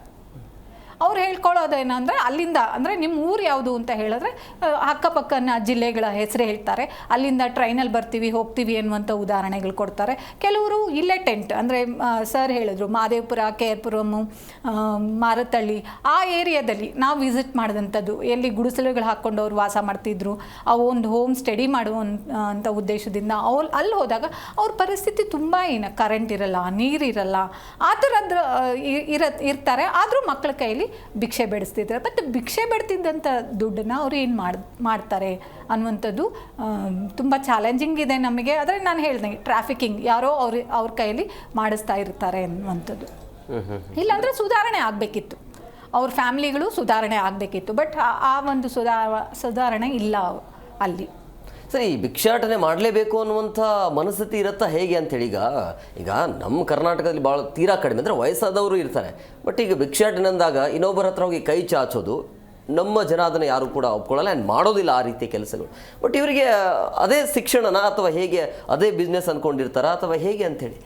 ಸರ್, ನಾವೊಂದು ಸೈಕಾಲಜಿ ಸ್ಟಡಿ ಮಾಡೋ ಬೇಸ್ನಲ್ಲಿ ನಾವು ತಗೊಂಡಾಗ ಬೆಗ್ಗಿಂಗ್ ಆ್ಯಸ್ ಎ ಪ್ರೊಫೆಷನ್ ಅಂತಲೇ ಒಂದು ಸ್ಟಡಿ ಇದೆ ಸರ್. ಮುಂಬೈಯಲ್ಲಿ ನನ್ನ ಹೆಸರು ಹೇಳಲಿಕ್ಕೆ ಇಷ್ಟಪಡೋದಿಲ್ಲ, ಆ ವ್ಯಕ್ತಿಯ ಹೆಸರು ನೀವು ಗೂಗಲಲ್ಲಿ ಚೆಕ್ ಮಾಡ್ಬೋದು. 7.5 ಕೋಟಿ ರೂಪಾಯಿಯ ಆತನ ಹತ್ರ, ಆ ಭಿಕ್ಷಕನ ಹತ್ರ ಇದೆ ಅನ್ನುವಂಥ ಒಂದು ದಾಖಲೆಗಳು ಇದೆ. ಇವಾಗ 7.5 ಕೋಟಿ ಆತನಿಗೆ ಸಿಕ್ಕಿದೆ ಅಂದರೆ ನೋಡಿ, how it's a very big ಇದು ಸ್ಕ್ಯಾಂಡಲ್ ಇದೆ. ಇದು ಸಣ್ಣ ವಿಷಯ ಅಲ್ಲ. ಸಬ್ಲೆಟ್ಸು ಸಬ್ವೆಂಡರ್ಸು ಇದರಲ್ಲಿ ಏನೇನಿದಾವೋ ಗೊತ್ತಿಲ್ಲ. ನಾವು ಅನಾಲಿಸಿಸ್ ಒಳಗೆ ಹೋಗ್ತಾ ಹೋದರೆ ಇದು ಮೋಟಿವ್ ಏನು? ಇವಾಗ ಸೈಕಾಲಜಿ ಆಫ್ ಬೆಗಿಂಗ್ ತೊಗೊಂಡಾಗ ಇದ್ರ ಮೋಟಿವ್ ಏನಪ್ಪ? ವೆರಿ ಸಿಂಪಲ್ಲು, ದುಡ್ಡು. ಎರಡನೇದು ಊಟ. ಅದು ನಾರ್ಮಲ್ ಊಟ ಅಲ್ಲ, ಐಶೋ ಆರಾಮಿ ತಾವು ಹೇಳಿದಾಗೆ ಒಳ್ಳೆ ರೀತಿಯ ಊಟ ಬೇಕು. ಆ್ಯಂಡ್ ಶೆಲ್ಟರ್, ಇದು ಬೇಸಿಕ್ ನೀಡ್ಸಿಗೆ ರಿಕ್ವೈರ್ಮೆಂಟ್. ಇದು ಬಿಟ್ಟು ಅಟೆನ್ಷನ್ನು 4 ಜನ ನೋಡಬೇಕು ಅನ್ನುವಂಥ ಒಂದು ಕಾಂಟೆಕ್ಸ್ಟಲ್ಲೂ ಆಗ್ಬೋದು. ಇಲ್ಲ 4 ಜನ ಇಂಥವ್ರಿಗೆ ಮಾನ ಮರ್ಯಾದೆ ಅನ್ನೋದೇನಿರಲ್ಲ, ಅದು ವೃತ್ತಿ ಅಂತ ಭಾವಿಸ್ಕೊಂಡಾಗ ವೃತ್ತಿ ಅಲ್ಲಿ ಆ ವಿಷಯಕ್ಕೆ ಮೀರಿ ಅವರು ಯೋಚನೆ ಮಾಡ್ತಾರೆ. ಆ್ಯಂಡ್ ಅದಕ್ಕೆ ಕಾರಣ ಈ ಸೋಷಿಯಲ್ ಕಂಡೀಷನ್ಸು ಬರುತ್ತೆ. ಎಲ್ಲೋ ಒಂದು ತಂದೆ ತಾಯಿಗಳು ಕೂಡ ಎಲ್ಲೋ ಒಂದು ವಿಷಯಗಳಲ್ಲಿ ಈ ಥರದ ವಿಷಯಗಳನ್ನು ಮಕ್ಕಳಿಗೆ ಎಜುಕೇಟು ನಾವು ಮಾಡಬೇಕಾಗಿದೆ ಇವತ್ತಿನ ಲೆಕ್ಕದಲ್ಲಿ. ಒಂದು ಉದಾಹರಣೆ ಕೊಟ್ಬಿಡ್ತೀನಿ. ನಾನು ಯಾವುದೋ ಒಂದು ಶಾಲೆಗೆ ಜಡ್ಜ್ ಆಗಿ ಕರೆದಿದ್ರು ಒಂದು ಯಾವುದೋ ಫಂಕ್ಷನ್ನಿಗೆ. ಆ ಫಂಕ್ಷನಿಗೆ ಹೋದಾಗ ಅಲ್ಲಿ ಒಂದು ಏನು ಈ ಡ್ರೆಸ್ಸುಗಳನ್ನೆಲ್ಲ ಫ್ಯಾನ್ಸಿ ಡ್ರೆಸ್ಸುಗಳಿಗೆ ಸಂಬಂಧಪಟ್ಟಂತೆ ನನ್ನ ಕಡೆಯಿಂದ ಒಂದು ಪ್ರೈಸ್ ಡಿಸ್ಟ್ರಿಬ್ಯೂಷನ್ ಇತ್ತು. ಮೊದಲನೇ ಡಿಸ್ಟ್ರಿಬ್ಯೂಷನ್ನು ಒಂದು ಮಗು ಒನಕೆ ಓಬವ್ವ ಅಂತ ಹೇಳಿದ್ರು, ಅವರಿಗೆ ಫಸ್ಟು. ಎರಡನೇ ಕ್ಲಾಸಿನ ಹುಡುಗ ನಾನು ಕೇಳಿದೆ, ನಿಮಗೆ ಯಾವುದಕ್ಕೆ ಇದು ಸಿಕ್ತು? I acted as a beggar boy ಅಂತ ಹೇಳ್ತಾ. ನಾನು ಅಲ್ಲಿಗೆ ನಾನೇನು ಇದು ಕೊಟ್ಟಾದ ಮೇಲೆ ಅಲ್ಲಿಯ ಹೆಡ್ ಮಾಸ್ಟರ್ಗೆ ಹೇಳಿದೆ, ನಾನು ಆ ಮಗುವನ್ನು ಮತ್ತು ಅವರ ತಂದೆ ತಾಯಿನ ನಾನು ಮಾತಾಡಿಸ್ಲಿಕ್ಕೆ ಇಷ್ಟಪಡ್ತೀನಿ ಅಂತ. ಯಾಕಂದರೆ ನಾವು ಸೈಕಲಾಜಿಕಲ್ ಬ್ಯಾಕ್ಗ್ರೌಂಡಿಂದ ನಾನು ಅನಾಲಿಸಿಸ್ ಮಾಡಬೇಕಾಗತ್ತೆ. ಅವ್ರು ಸರಿ ಅಂದರು. ಏನಾದರೂ ತಪ್ಪಾಯ್ತಾ ಅಂದರು. ಏನಿಲ್ಲ ಮೇಡಮ್, ಜಸ್ಟ್ ಹಾಗೆ ನನ್ನ ನಾಲೆಜಿಗೆ ಅವ್ರ ಹತ್ರ ಮಾತಾಡಬೇಕು ಅಂತ ಕರೆಸ್ದೆ. ಆಯಿತು, ಫಂಕ್ಷನ್ನು ಅವ್ರು ಬಂದರು ತಂದೆ ತಾಯಿಗಳು. ತಂದೆ ಮಾನ್ಯತಾ ಟೆಕ್ ಪಾರ್ಕ್ನಲ್ಲಿ IT ಇಂಜಿನಿಯರು, ತಾಯಿ ಇನ್ನೆಲ್ಲೋ ಅವರು IT ಇಂಜಿನಿಯರೇ. ಇವರು ಒಬ್ಬನೇ ಮಗ. ಇನ್ಫ್ಯಾಕ್ಟ್ ಅವ್ರನ್ನ ಕೇಳಿದೆ, ಇದು what motive due to put this dress in family this ಫಂಕ್ಷನ್ನಲ್ಲಿ? ಈ ಥರದ್ದು ಯಾಕೆ ನೀವು, ಮೋಟಿವ್ ಏನಿತ್ತು? ಸರ್, ನಾವು ಇನ್ನೇನೋ ಹಾಕಬೇಕಂತ ಬಯಸಿದ್ವಿ, ಇಬ್ಬರು ಇಷ್ಟು ಬ್ಯುಸಿ ಆಗಿಬಿಟ್ವಿ, ನಮಗೆ ಈಸಿಯೆಸ್ಟ್ ಡ್ರೆಸ್ ಯಾವುದು ಅಂದರೆ ಇದು ಅಂತಂದ್ವಿ. ಒಂದು 2 ಲೈನು ಒಂದು song type, I am a beggar boy ಅಂತ ಯಾವುದೋ ಒಂದು ಹಾಡು ಹೇಳ್ಕೊಟ್ವಿ. ಅವನು ಚೆನ್ನಾಗಿ ಮಾಡ್ದ. ನಾನು ಆ ಮಗುನ ಆಮೇಲೆ ಕರೆಸಿ ಕೇಳಿದೆ, ಅಲ್ಲಪ್ಪ ಇದನ್ನು ಇಟ್ಕೊಂಡು ಆರ್ ಯು ಹ್ಯಾಪಿ ಅಂತ? Uncle, I am very happy ಅಂತಂದ. ಯಾಕೆ ಅಂತ? I have seen children begging. ಎಷ್ಟು ಚೆನ್ನಾಗಿ ಹೇಳ್ದ ಅಂದರೆ, I have seen children begging and they get money. ನನಗೆ ಒಂಥರ ಶಾಕ್ ಆದಾಗಾಯಿತು. ನಾವು ಈ ಮಾಧ್ಯಮದ ಮುಖಾಂತರ ನಾನು ಏನು ಹೇಳಲಿಕ್ಕೆ ಬಯಸ್ತೀನಿ ಅಂದರೆ, ತಂದೆ ತಾಯಿಗಳು ಕೂಡ ಯಾವುದೇ ಫಂಕ್ಷನ್ ಮಕ್ಕಳಿಗೆ ಏನು ಮೋಟಿವ್ ಕೊಡ್ತಾ ಇದ್ದೀವಿ, ಏನು ಸೈಕಲಾಜಿಕಲ್ ಇಂಪ್ಯಾಕ್ಟ್ ಕೊಡ್ತಿದ್ದೀವಿ, ಸಮಾಜದ ಕಡೆಗೆ ಆಗದು ಎಂದು ಕೈಕಟ್ಟಿ ಕುಳಿತರೆ ಸಾಗದು ಕೆಲಸ ಮುಂದೆ ಮನಸ್ಸೊಂದೆ. ಆ ಮನಸ್ಸು ವೃತ್ತಿ ಕಡೆಗೆ ನೋಡ್ರಿ, ಬಸವಣ್ಣವ್ರು ಕಾಯಕವೇ ಕೈಲಾಸ ಅಂದಿದ್ದಾರೆ. ಎಷ್ಟೋ ಜನ ಇದ್ದಾರೆ, ಕಾಲು ಕಳ್ಕೊಂಡಿದ್ದಾರೆ, ಕೈ ಕಳ್ಕೊಂಡಿದ್ದಾರೆ, ಆಟೋ ಡ್ರೈವರ್ಸ್ ಆಗಿದ್ದಾರೆ. ಯಾವ ವೃತ್ತಿ ಇಲ್ಲ ರೀ, 100 ವೃತ್ತಿಯಲ್ಲಿ ಕೆಲಸ ಮಾಡ್ತಕ್ಕಂಥ, ನಮಗೆ ಕೈಕಾಲು ಗಟ್ಟಿ ಇರೋರಿಗೆ ಸವಾಲು ಹಾಕಿ ಕೆಲಸ ಮಾಡುವಂಥ ಮಾನಸಿಕ ಸ್ಥೈರ್ಯ ಸಕಾರಾತ್ಮಕವಾಗಿ ತಗೊಂಡಿರೋ ಕಾಲಕ್ಕೆ ಇವರಿಗೆಲ್ಲ ಕೂತ್ಕೊಂಡು ನಾವು ಟೈಮ್ ಟು ಟೈಮು ಸೈಕಲಾಜಿಕಲ್ ಕೌನ್ಸ್ಲಿಂಗೂ ಅಷ್ಟೇ ಇಂಪಾರ್ಟೆಂಟ್ ಇವರಿಗೆ ಮಾಡಬೇಕಾಗಿದೆ. ಅವ್ರಿಗೆ ಕೂಡ ಈ ಒಂದು ಸೋಷಿಯಲ್ ರಿಕ್ವೈರ್ಮೆಂಟ್ಗೆ ತರಿಸ್ಬೇಕಾಗಿದೆ. ಹೇಮಂತ್ ಸರ್, ಈಗ ಈ ಭಿಕ್ಷಾಟನೆ ನಿಷೇಧ ಕಾಯ್ದೆ ಅಂತ ಇದೆ, ಬಟ್ ಅದರ ಅರಿವು ಅವರಿಗೆ ಗೊತ್ತಿಲ್ಲ ಅಂತ ಅನಿಸಿದೆ. ಬಟ್ ಈ ಕಾನೂನು ಏನು ಹೇಳುತ್ತೆ, ಶಿಕ್ಷೆ ಆಗುತ್ತಾ ಹೇಗೆ ಅಂತ? ಖಂಡಿತ ಶಿಕ್ಷೆ ಆಗುತ್ತೆ. ನಾನು ಹೇಳ್ತೀನಿ, JJ ಆ್ಯಕ್ಟ್ ಅಂತ ಇದೆ, ಜುವೆನೈಲ್ ಜಸ್ಟಿಸ್ ಆ್ಯಕ್ಟ್ 2015 ಅಂತ. ಅದರಲ್ಲಿ ಸೆಕ್ಷನ್ನು 76, 77, 78, 79ನಲ್ಲಿ ಮಕ್ಕಳನ್ನ ಇಟ್ಕೊಂಡು ಭಿಕ್ಷಾಟನೆ ಮಾಡಿದ್ರೆ 3 ರಿಂದ 5 ವರ್ಷ ಅವರಿಗೆ ಶಿಕ್ಷೆ ಇದೆ, ಜೈಲು ಶಿಕ್ಷೆ. 1 ಲಕ್ಷದವರೆಗೂ ಫೈನ್ ಇದೆ, 3 ರಿಂದ 5 ಲಕ್ಷ. ಆಮೇಲೆ 7 ವರ್ಷದಿಂದ 10 ವರ್ಷ ಆ ಮಗುಗೆ ಏನಾದರೂ ಅಂಗವಿಕಲತೆ ಉಂಟು ಮಾಡಿ ಭಿಕ್ಷೆ ಬೇಡೋದಕ್ಕೆ ಬಿಡ್ತಾ ಇದ್ರು. ಮೊದಲೆಲ್ಲ ನಗರದಲ್ಲಿ ಆ ದಂಧೆ ನಡೀತಾ ಇತ್ತು. ಇವಾಗ ಖಂಡಿತ ನಾವಿಲ್ಲ ಅಂತ ಅಂದ್ಕೊಂಡಿದ್ದೀವಿ. ಸಿಟಿನಲ್ಲಿ ಮೆಜೆಸ್ಟಿಕ್ಕು ಅಂಥ ಕಡೆ ಇತ್ತು, ಅದು ಕೇಳಿ ಬಂದಿತ್ತು. ಅದಕ್ಕೆ ನಮ್ಮ ಪೊಲೀಸ್ ಇಲಾಖೆ ಎಲ್ಲ ಅಂಥವ್ರು ಇದನ್ನೆಲ್ಲ ಇವಾಗ ತೆಗೆದಿದ್ದಾರೆ. ಅಂಥವ್ರಿಗೆ 10 ವರ್ಷದವರೆಗೂ ಶಿಕ್ಷೆ ಇದೆ ಮಕ್ಕಳಿಗೆ ಇದು ಮಾಡಿದ್ರೆ. ಮತ್ತು ಮಕ್ಕಳಿಗೆ ಅಮಲು ಬರೋ ಪದಾರ್ಥ ಕೊಡೋದು, ಅವರಿಂದ ತರಿಸ್ಕೊಳ್ಳೋದು, ಅದು ಮಾಡಿದ್ರು 7 ರಿಂದ 10 ವರ್ಷ ಅವರಿಗೆ ಶಿಕ್ಷೆ ಇದೆ. 1 ಲಕ್ಷದವರೆಗೂ ದಂಡ ಇದೆ.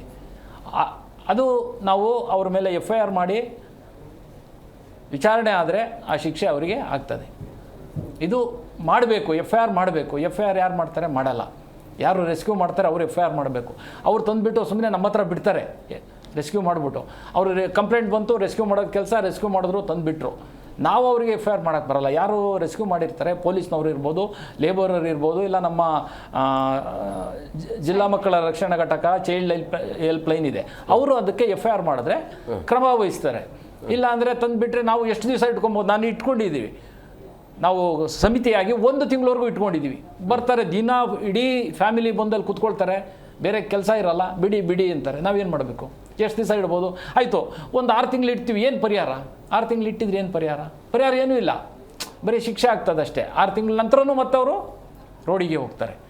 ಅವರಿಗೆ ಸೂಕ್ತ ಪುನರ್ವಸತಿ ವ್ಯವಸ್ಥೆ ಕಲ್ಪಿಸಬೇಕು. ಮೊನ್ನೆ ನಾವು ಒಂದು ಕೆಲಸ ಮಾಡಿದ್ದೀವಿ, ಈ ಥರ ರೆಸ್ಕ್ಯೂ ಮಾಡ್ಕೊಬಂದರು. ಆ ಮಕ್ಕಳನ್ನ ಇದ್ದಾಗ ಮಕ್ಕಳನ್ನ ರೆಸ್ಕ್ಯೂ ಮಾಡ್ಕೊಬಂದರು, ಮಕ್ಕಳನ್ನ ನಾವು ಇಟ್ಕೊಂಡು ಬಿಡಿ ಅಂದರು. ನಾವು ಯಾರನ್ನೂ ಮಕ್ಕಳನ್ನ ಬಿಡಲ್ಲ. ನೀವು ಮಕ್ಕಳನ್ನ ಶಾಲೆಗೆ ಸೇರಿಸಿ ಪರಿಹಾರ, ನೀವು ಶಾಲೆಗೆ ಸೇರಿಸ್ಬಿಟ್ಟು ಇದನ್ನು ತೊಗೊಬನ್ನಿ, ಶಾಲೆಗೆ ಸೇರಿಸಿದ್ರೆ ನಾವು ಬಿಡ್ತೀವಿ ಅಂತ.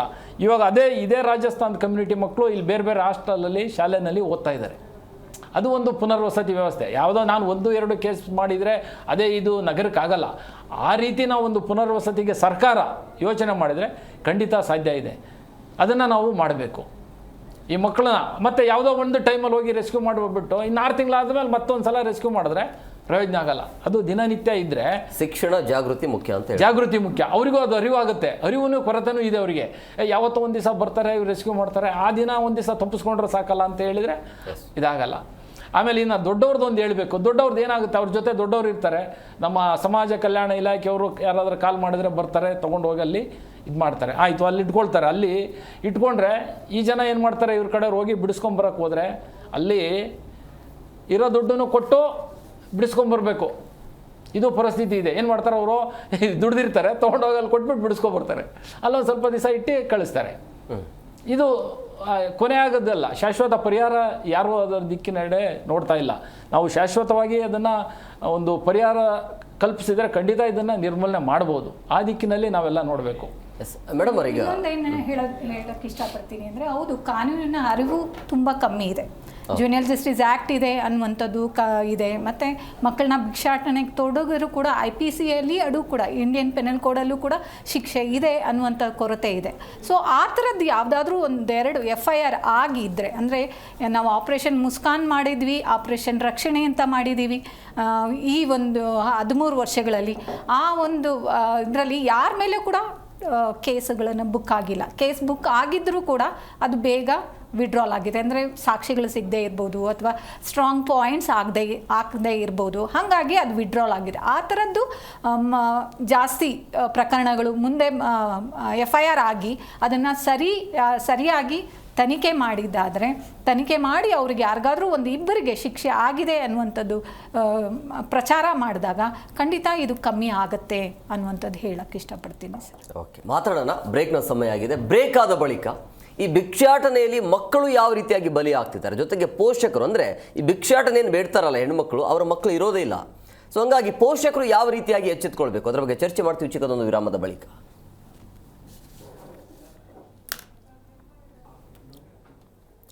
ಬ್ರೇಕ್ ಆದ ಬಳಿಕ ವಿಶೇಷ ಕಾರ್ಯಕ್ರಮಕ್ಕೆ ಸ್ವಾಗತ. ಗುರು ಸರಿಗ ಈ ಹಿಂದೆ ಬದುಕಿಗಾಗಿ ಭಿಕ್ಷಾಟನೆಯನ್ನು ಬೇಡ್ತಾ ಇದ್ರು, ಬಟ್ ಈಗ ಹಂಗಿಲ್ಲ. ಈಗ ಅದೊಂದು ಬಿಸ್ನೆಸ್ ಮಾಡ್ಕೊಂಡ್ಬಿಟ್ಟಿದ್ದಾರೆ. ಸೊ ಯಾಕೆ ಹೀಗೆ ಅಂಥೇಳಿ ಅಂದರೆ, ಇದನ್ನೇ ವೃತ್ತಿಯಂತಾಗಿ ಮುಂದುವರ್ಸ್ಕೊಂಡು ಹೋದರೆ ಅವ್ರು ನೋಡಿ ಬೇರೆಯವರು ಕೂಡ ಪ್ರೇರಣೆಗೆ ಒಳಗಾಗ್ತಾರೆ. ಯಾಕೆ ಬೇಕು, ದಿನಕ್ಕೆ 2-3 ಸಾವಿರ ದುಡಿತೀವಿ ಅಂದರೆ ಯಾಕೆ ನಾವು ಕೆಲಸ ಮಾಡಬೇಕು ಅನ್ನುವಂಥದ್ದು. ಈ ಬೆಗ್ಗರ್ಸ್ ಬಗ್ಗೆನೇ ಒಂದಿಷ್ಟು ರಿಸರ್ಚ್ ಪೇಪರ್ಸ್ ಇದಾವ್ರಿ, ಸೈಕಾಲಜಿ ಆಫ್ ಬೆಗ್ಗಿಂಗ್ ಅಂತ. ಅದರೊಳಗೆ ಸೈಕಲ್ ಆಫ್ ಡಿಪೆಂಡೆನ್ಸಿ ಅಂತ, ಅವಲಂಬನೆಯ ಚಕ್ರ ಅಂತಿದೆ. ಆ ಅವಲಂಬನೆಯ ಚಕ್ರದಲ್ಲಿ ಏನಾಗುತ್ತೆ ಅಂದರೆ, ನಾನು ಡಿಪೆಂಡ್ ಆಗೋಗಿದ್ದೀನಿ, ನಾನು ದುಡಿಲಿಕ್ಕೆ ಇದು ಈಸಿಯ ಮಾರ್ಗ, ಸುಲಭದ ಮಾರ್ಗ, ನಾನು ಏನಕ್ಕೆ ತಲೆ ಕೆಡಿಸ್ಕೊಳ್ಳಿ. ಆವ್ರೇಜಲ್ಲಿ 600ರಿಂದ 2000ವರೆಗೆ ಪ್ರತಿನಿತ್ಯ ಬರ್ತಕ್ಕಂಥ ಸಿಂಪಲ್ ದುಡ್ಡನ್ನ ನಾನು ಏನಕ್ಕೆ ಕಷ್ಟಪಡಲಿ ಅನ್ನುವಂಥ ಒಂದು ಮಾನಸಿಕ ಸ್ಥಿತಿ ಅವರು ಒಳಗಾಗ್ಬಿಡ್ತಾರೆ. ಅದಕ್ಕೆ ಮತ್ತೆ ಆ ಮನಸ್ಸಿನಿಂದ ನಾವು ಹೊರಗೆ ತರಿಸೋದು ಹೇಗೆ ಅನ್ನೋದು ಒಂದು ಯಕ್ಷಪ್ರಶ್ನೆ ಯಾಕಂದರೆ ಮಲಗಿರೋರ್ನ ಎಬ್ಬಿಸ್ಬೋದಂತೆ, ಮಲ್ಕೊಂಡಿರೋರ ಥರ ಆ್ಯಕ್ಟಿಂಗ್ ಮಾಡೋರ್ನ ಎಬ್ಸೋದು ಭಾಳ ಕಷ್ಟ ಅಂತ. ನಿಜವಾಗ್ಲೂ ನಾವು ಯೋಚನೆ ಏನು ಮಾಡಬೇಕಾಗಿದೆ ಅಂದರೆ ಅವ್ರನ್ನ ಹೇಗೆ ಆ ಜಾಗದಿಂದ ಎಬ್ಬಿಸುವಂಥ ಪ್ರಯತ್ನ ನಾವು ಮಾಡಿಸಿದ್ರೆ ನಾವು ಖಂಡಿತವಾಗೂ ಅವ್ರನ್ನ ನಾವು ಸರಿಯಾದ ದಾರಿಗೆ ಕರ್ಕೊಂಬರಲಿಕ್ಕೆ ಸಾಧ್ಯ ಇದೆ. ಆದರೆ ನಮ್ಮ ಪ್ರಯತ್ನ ಏನಾಗೋಗಿದೆ, ಇನ್ನೂ ಬೇಕಾದಷ್ಟು ಮಾಡಬೇಕಾಗಿದೆ. ಈ ಥರದ ಕಾರ್ಯಕ್ರಮಗಳು ನಡಿಬೇಕಾಗಿದೆ. ಎಲ್ಲರ ಪಾತ್ರ ಈಕ್ವಲೆಂಟಾಗಿ ಮುಂದುವರಿಬೇಕಾಗಿದೆ. ಇನ್ಫ್ಯಾಕ್ಟ್ ನಾವು ಕೇವಲ ಒಂದು ಪಾರ್ಟ್ ಸೈಕಲಾಜಿಕಲ್ ವಿಷಯದಲ್ಲಿ ಹೇಳ್ತಿದ್ದೀನಿ. ಮೇಡಮ್ ಆಗಲಿ ಸರ್ ಆಗಲಿ ಅವರ ಕೆಲಸ ಅಷ್ಟೆಲ್ಲ ಜನರ ಕರ್ಕೊಂಬಂದು ಸಮತೋಲನ ಮಾಡ್ತಕ್ಕಂಥದ್ದು ಇನ್ನೂ ಕಷ್ಟ. ಯಾಕಂದರೆ ಬಂದು ಅಕಸ್ಮಾತ್ ಪೊಲೀಸರು ಇವ್ರಿಗೆ ಹ್ಯಾಂಡ್ ಓವರ್ ಮಾಡಿದರು, ಇವ್ರಿಗೆ ಗೊತ್ತಾಗ್ಲಾರ್ದಂಗೆ ತಪ್ಪಿಸ್ಕೊಂಡು ಓಡೋದ್ರೆ ಅದು ಇನ್ನೊಂದಿಷ್ಟು ಕಷ್ಟ ಆಗುತ್ತೆ, ಅದು ಇನ್ನೊಂದು ಪ್ರಾಬ್ಲಮ್ ಸ್ಟಾರ್ಟ್ ಆಗುತ್ತೆ. ಸೊ ಅದು ಇನ್ನೂ ಚಾಲೆಂಜಸ್ ಆಗುತ್ತೆ. ಸೊ ಇವನ್ನೆಲ್ಲ ನಾವು ಈ ವಿಷಯದೊಳಗೆ ತುಂಬ ವಿಶ್ಲೇಷಣೆ ಮಾಡಬೇಕಾಗತ್ತೆ, ಅನಲೈಸ್ ಮಾಡೋಕತ್ತೆ. ನಮಗೆ ಆದ ಒಂದು ಮ್ಯಾನ್ ಪವರ್ ಬೇಕಾಗತ್ತೆ, ಅದನ್ನು ನೋಡ್ಕೊಳ್ಳಿಕ್ಕೆ ರಿಸೋರ್ಸಸ್ ಬೇಕಾಗತ್ತೆ, ಇನ್ವೆಸ್ಟ್ಮೆಂಟ್ ಬೇಕಾಗತ್ತೆ, ಕಮ್ಯುನಿಟಿ ಹೆಲ್ಪ್ ಬೇಕಾಗತ್ತೆ. It is not one person alone, it is A community concept. ನಾವೆಲ್ಲ ಸೇರಿಕೊಂಡಾಗ ಒಬ್ಬರ ಕಡೆಗೆ ಶಟಲ್ ಮ್ಯಾನೇಜ್ಮೆಂಟ್ ಅಂತ ಒಂದು ಕಾನ್ಸೆಪ್ಟ್ ಇದೆ ಕಣ್ರಿ. ನನ್ನ ಶಟಲ್ನ ಇನ್ನೊಂದು ಕಡೆಗೆ ಬಿಸಾಕ್ತೀನಿ, ಆ ಕಡೆಯವರು ನಮ್ಮ ಕಡೆಗೆ ಬಿಸಾಕ್ತೀವಿ. ಸೊ ಒಬ್ಬರ ಹತ್ರ ಶಟ್ಲು ಇಟ್ಕೊಳ್ಳಾರ್ದಂಗೆ ನಾವು ಥ್ರೋ ಮಾಡೋ ಬದಲು ನಾವು ಕುತ್ಕೊಂಡು ಅನಲೈಸ್ ಮಾಡಿ ಇದು ಪೊಲೀಸರ ಕೆಲಸನ ಮಾಧ್ಯಮ ಇವೆಲ್ಲ ಯೋಚನೆ ಬಿಟ್ಟು ಎಲ್ಲರೂ ಸೇರಿಕೊಂಡು ಮಾಡಿದಾಗ A 1000 miles journey begins with the first step. 1000 ಮೈಲಿಗಳ ಹೆಜ್ಜೆ ಮೊದಲನೇ ಹೆಜ್ಜೆಯಿಂದ ಸ್ಟಾರ್ಟ್ ಆಗಬೇಕು. ಇವತ್ತಿಂದನೇ ಶುರು ಮಾಡೋಣಂತೆ, ನಾವು ಪಾಸಿಟಿವ್ ಆಗಿ ಯೋಚನೆ ಮಾಡೋಣ. ಶುರು ಮಾಡಿದಾಗ ಖಂಡಿತ ಇದು ಒಳ್ಳೆಯ ಕಾರ್ಯಕ್ರಮ ಆಗಲಿ ಅಂತ ನಾವು ಬಯಸ್ತೀವಿ. ಎಲ್ಲ ಡಿಪಾರ್ಟ್ಮೆಂಟು ಒಟ್ಟಿಗೆ ಸೇರಿದಾಗ ಖಂಡಿತ ಇದಕ್ಕೆ ಒಂದು ಸೊಲ್ಯೂಷನ್ ಅಥವಾ ಎಂಡ್ ಅಂತ ನಾವು ತರ್ಬೋದು. ಅವರವರು ಆ ಒಂದು ಡಿಪಾರ್ಟ್ಮೆಂಟು ಅವರವರ ಪಾತ್ರಗಳನ್ನು ನಿರ್ವಹಿಸಿದಾಗ, ಕೆಲಸಗಳನ್ನು ಮಾಡಿದಾಗ ಖಂಡಿತ ಇದನ್ನು ನಾವು ನಿಲ್ಲಿಸ್ಬೋದು. ಮತ್ತು ಅವ್ರ ಮನಸ್ಥಿತಿ ಹೇಗಿರುತ್ತೆ ಅಂದರೆ, ಹೌದು ನಾವು ಹಿಂಗೆ ಇರ್ತೀವಿ ಅಂದರೆ, ರೆಸ್ಕ್ಯೂ ಮಾಡಿಕೊಂಡು ನಾವು ಕರ್ಕೊಂಡು ಬಂದಾಗ ತಾಯಿ ಮಗುನ ಇಟ್ಟಿದ್ವಿ, ತಾಯಿ ಏನು ಮಾಡ್ತಾಳೆ, ಮಗುನ ನೋಡ್ಕೊಳ್ಳೋದೇ ಇಲ್ಲ. ಅಂದರೆ ಅವಳದೇ ಆ ಮಗು, ಯಾಕಂದರೆ ಅವಳು ಆ ಥರ ನಮಗೆ ಟಾರ್ಚರ್. ಅಂದರೆ ಕ್ಲೀನಿನೆಸ್ ಇಟ್ಕೊಳ್ಳಲ್ಲ, ಮಗು ಟಾಯ್ಲೆಟ್ ಮಾಡ್ಕೊಳತ್ತೆ, ಬಾತ್ರೂಮ್ ಅಮ್ಮ ಅಲ್ಲಿ ಕ್ಲೀನ್ ಮಾಡು, ನಿನ್ಗೆ ಹೊಸ ಬಟ್ಟೆ ಕೊಡ್ತೀನಿ, ಇಲ್ಲಿ ಸ್ನಾನ ಮಾಡ್ಕೊ. ಏನು ಹೇಳು ಕೇಳ. ನನ್ನ ಮನಸ್ಥಿತಿ ಹಾಗೇ, ನಾವಿರೋದೇ ಹಾಗೆ, ನಮ್ಮನ್ನು ನೀವು ಹಿಂಗೆ ಅಕ್ಸೆಪ್ಟ್ ಮಾಡ್ಕೋಬೇಕಾಗಿರೋವಂಥದ್ದು. ನಾವು ಹಿಂಗಿರೋದೇ ನಮ್ಮ ಜೀವನನೇ ಹಿಂಗೆ ನಾವು ನಡೆಸ್ಕೊಂಡು ಹೋಗ್ತೀವಿ, ನಿಮಗೇನು ಕಷ್ಟ ಅಂತ. ಆ ಒಂದು ವಾರ ಇದೆಯಲ್ಲ, ಒಂದು ವಾರ ನಿಜವಾಗ್ಲೂ ಅದು ಇನ್ನೊಂದು ಮಕ್ಕಳನ್ನ ಹಾಗೆ ಚೂಟ್ಬಿಡೋದು. ಮಕ್ಕಳು ಜೋರಾಗಿ ಕಿರ್ಚಕ್ಕೆ ಶುರು ಮಾಡ್ತಾರೆ, ಏನು ಹೇಳಿದ್ರು ನಿಲ್ಲಿಸ್ತಾ ಇಲ್ಲ. ಒಂದು ಮಗುಗೆ ಆ ಥರನೇ ಹಾಗೆ ಉಸಿರು ಕಟ್ಟೋ ಥರ ಆಯಿತು. ಮತ್ತು ಡಾಕ್ಟರ್ನ ಕರೆಸಿದ್ವಿ, ಇಲ್ಲ ಏನು ಹೇಳಿದ್ರು ಇಲ್ಲ. ಆಮೇಲೆ ಲಾಸ್ಟಿಗೆ CWCಗೆ ಈ ರೀತಿ ಆಗ್ತಾಯಿದೆ, ನಮಗೆ ತುಂಬ ಚಾಲೆಂಜಿಂಗ್ ಆಗ್ತಾಯಿದೆ, ನೋಡ್ಕೊಳಕ್ಕಾಗ್ತಾಯಿಲ್ಲ, ಅವರನ್ನು ಕಂಟ್ರೋಲ್ ಮಾಡೋಕ್ಕಾಗ್ತಾಯಿಲ್ಲ ಅಂತ ಹೇಳಿದಾಗ ಆಯಿತು ಬಿಟ್ಟು ಕಳಿಸಿ, ನಾವು ಏನು ಪುನರ್ವಸತಿ ಏನು ಮಾಡ್ಬೋದು ಅನ್ನುವಂಥದ್ದು. ನಂತರದಲ್ಲೂ ಕೂಡ ಒಂದು ನಿಜ ಹೇಳಬೇಕು ಅಂದರೆ, ಮಹಿಳಾ ಮತ್ತು ಮಕ್ಕಳ ಇಲಾಖೆ ಒಂದು ಹೆಜ್ಜೆ ಮುಂದೆ ಬಂದು ಸುಮಾರು NGOಸ್ಗೆ ಬೆಂಗಳೂರಲ್ಲಿ ಹೋಮ್ ಸ್ಟಡಿಗಳನ್ನು ಮಾಡಿ, ನೀವು ಅವ್ರ ಪರಿಸ್ಥಿತಿಗಳೇನು, ಯಾಕೆ ಅವರು ಭಿಕ್ಷಾಟನೆಗೆ ಬಂದಿದ್ದಾರೆ, ಅವ್ರ ಹಿನ್ನೆಲೆಗಳನ್ನು ತಿಳ್ಕೊಂಬನ್ನಿ ಅನ್ನುವಂಥದ್ದೆಲ್ಲ ಮಾಡಿಸಿದ್ರು. ಆ ರಿಪೋರ್ಟ್ಸ್ ಎಲ್ಲ ಮಾಡಿ ನಾವು ಕೊಟ್ಟಿದ್ದೀವಿ. ಆ ನಂತರದಲ್ಲಿ ಏನು, ಆ ಫ್ಯಾಮ್ಲಿಗಳಿಗೆ ಏನು ಮಾಡಿದ್ದಾರೆ, ಕಾರ್ಯಕ್ರಮಗಳನ್ನ ಏನು ರೂಪಿಸಿದ್ದಾರೆ ಅನ್ನುವಂಥದ್ದು ಕರೆಕ್ಟಾಗಿ ರೂಪಿಸ್ಕೊಂಡಿದ್ದಿದ್ರೆ ಖಂಡಿತ ಕ್ರಮೇಣ ಕಮ್ಮಿ ಆಗ್ತಾ ಬರ್ತಿತ್ತು ಅನ್ನುವಂಥದ್ದು ನಾವು ನೋಡ್ಬೋದು. ಆದರೆ ಪುನರ್ವಸತಿಗೆ ಜಾಸ್ತಿ ಹೊತ್ತು ಕೊಡಬೇಕು. ಮತ್ತು ನೀವು ಹೇಳಿದಾಗೆ ಕಾನೂನಿನ ಬಗ್ಗೆ ಅರಿವು ಮೂಡಿಸ್ಬೇಕು. ಹೌದು, ಭಿಕ್ಷಾಟನೆಗೆ ಮಕ್ಕಳನ್ನು ಕರ್ಕೊಂಡು ಬಂದಾಗ ತಂದೆ ತಾಯಿನೂ ಶಿಕ್ಷೆ ಆಗುತ್ತೆ, ಯಾರು ಏಜೆಂಟ್ಗಳು ನಡೆಸ್ತಾರೆ ಅವ್ರಿಗೂ ಕೂಡ ಶಿಕ್ಷೆ ಆಗುತ್ತೆ ಅನ್ನುವಂಥದ್ದು ಅರಿವನ್ನು ಮೂಡಿಸ್ಬೇಕಾಗತ್ತೆ ಸರ್. ಹೇಮಂತ್ ಸರ್, ಈಗ ಈ ದಿನಕ್ಕೆ 3,000 ರೂಪಾಯಿ ಭಿಕ್ಷಾಟನೆ ಮಾಡಿ ದುಡಿತಾರೆ ಅಂತ ಹೇಳಿದ್ರೆ, ಆ 3,000 ರೂಪಾಯಿ ದಿನಕ್ಕೆ ಅಂದರೆ ಹತ್ತತ್ರ ಒಂದು ತಿಂಗಳಿಗೆ 1 ಲಕ್ಷ ಆಯಿತು. ದುಡ್ಡು ಎಲ್ಲಿ ಹೋಗ್ತಾ ಇದೆ ಸರ್? ಇದು 2011ರಲ್ಲಿ ಇವರು ದುಡಿತಾ ಇದ್ರು. ಇದೇ ರಾಜಸ್ಥಾನದವರು ಒಂದು ಟೆಂಟ್ ಹಾಕೊಂಡಿದ್ರು, ದುಡಿತಾ ಇದ್ರಲ್ಲ, ಏನು ಮಾಡಬೇಕು ಅಂತ ಗೊತ್ತಿಲ್ಲ ಅವರಿಗೆ, ಬ್ಯಾಂಕ್ ಅಕೌಂಟ್ ಗೊತ್ತಿಲ್ಲ, ಪಕ್ಕದಲ್ಲಿ ಅಂಗಡಿ ಇತ್ತು, ಅಲ್ಲೇ ಟೀ ಕುಡಿಯೋದು ಎಲ್ಲ ಅಲ್ಲೇನೆ, ಎಲ್ಲ ಅವನ ಹತ್ರ ಕೊಡ್ತಾಯಿದ್ರು, ಅವನು ಲೆಕ್ಕ ಬರೆದು ಇಟ್ಕೊಳ್ತಾ ಇದ್ದ. ಸುಮಾರು 25 ಲಕ್ಷ ಕೊಟ್ಟರು ಅವನಿಗೆ. ರಾತ್ರೋರಾತ್ರಲ್ಲೇ ಅವನು ಓಡೋದ. ಈ ದುಡ್ಡು ನೋಡಿ ಹೇಗೆ ದುಡಿತಾರೆ, ಅವ್ರು ಏನು ಮಾಡಬೇಕು ಗೊತ್ತಿಲ್ಲ. 2011ರಲ್ಲಿ ಆಮೇಲೆ ನಾನು ಆ ಜನ, ನಾನು ಅಲ್ಲಿ ಕೆಲಸ ಮಾಡ್ತಾ ಇದ್ದೆ ನೋಡಿ, ನಾನು ಅದನ್ನು ಹೇಳ್ತೀನಿ. ಇದು ನೋಡಿ, ಸಿಟಿಗೆ ಮಕ್ಕಳನ್ನ ನೀವು ಕರ್ಕೊಂಡು ಹೋಗ್ಬಿಡಿ. ಮಕ್ಕಳು ಕಾನೂನು ಪ್ರಕಾರ ಭಿಕ್ಷಾಟನೆ ತಪ್ಪು, ನೀವು ಹೋಗ್ಬಿಡಿ, ನೀವು ಹೇಗಾದರೂ ಹೋಗಿ, ಮಕ್ಕಳು ಮಾತ್ರ ಕಳಿಸ್ಬಿಡಿ ಅಂತೇಳಿ ಮಕ್ಕಳಿಗೆ ನಾನಲ್ಲಿ ಶಾಲೆ ಮಾಡಿಸಿದ್ದೆ. ಶಿಕ್ಷಣ ಇಲಾಖೆ ಒಟ್ಟಿಗೆ ಸೇರಿ ಶಾಲೆ ಮಾಡಿಸಿದ್ದೆ, ಶಾಲೆ ನಡೀತಾ ಇತ್ತು. ಇವ್ರು ಮಾತ್ರ ಬಂದು ಭಿಕ್ಷಾಟನೆ ಮಾಡ್ಕೊಂಡು ಹೋಗ್ತಾ ಇದ್ರು. ಆ ಸಂದರ್ಭದಲ್ಲಿ ಈ ದುಡ್ಡೆಲ್ಲ ಹೋದಾಗ ನಾನೇ ಅವ್ರನ್ನ ಸ್ಟೇಷನಿಗೆ ಕರ್ಕೊಂಡು ಹೋದೆ. ಸ್ಟೇಷನ್ಗೆ ಹೋದರೆ ಮಾದೇವಪುರ ಪೊಲೀಸ್ನವರು ಓಡ್ಸಕ್ಕೆ ಬಂದರು. ಬಿಡಿ, ನಾನು ಪೊಲೀಸ್ನವ್ರಿಗೆ ಹೇಳಿ ಕೇಸನ್ನು ಫೈಲ್ ಮಾಡಿಸ್ದೆ. FIR ಆಯಿತು.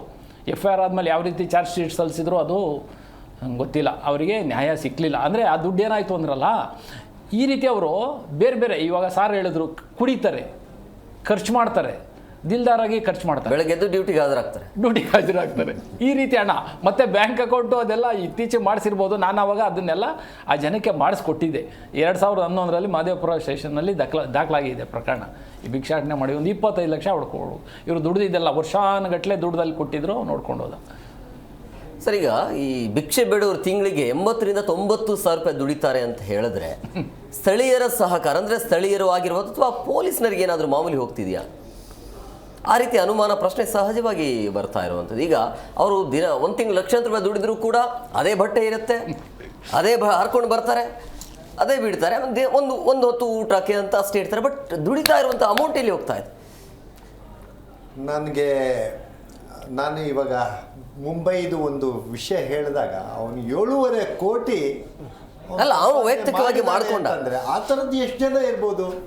ನೂರಾರು. ಇವಾಗ ಕಾಲಕ್ಕೆ ತಕ್ಕಂತೆ ಜನ ಬದಲಾಗ್ತಿದ್ದಾರೆ, ಅವರಲ್ಲೂ ಬದಲಾವಣೆ ಆಗ್ತಾ ಇರ್ಬೋದು.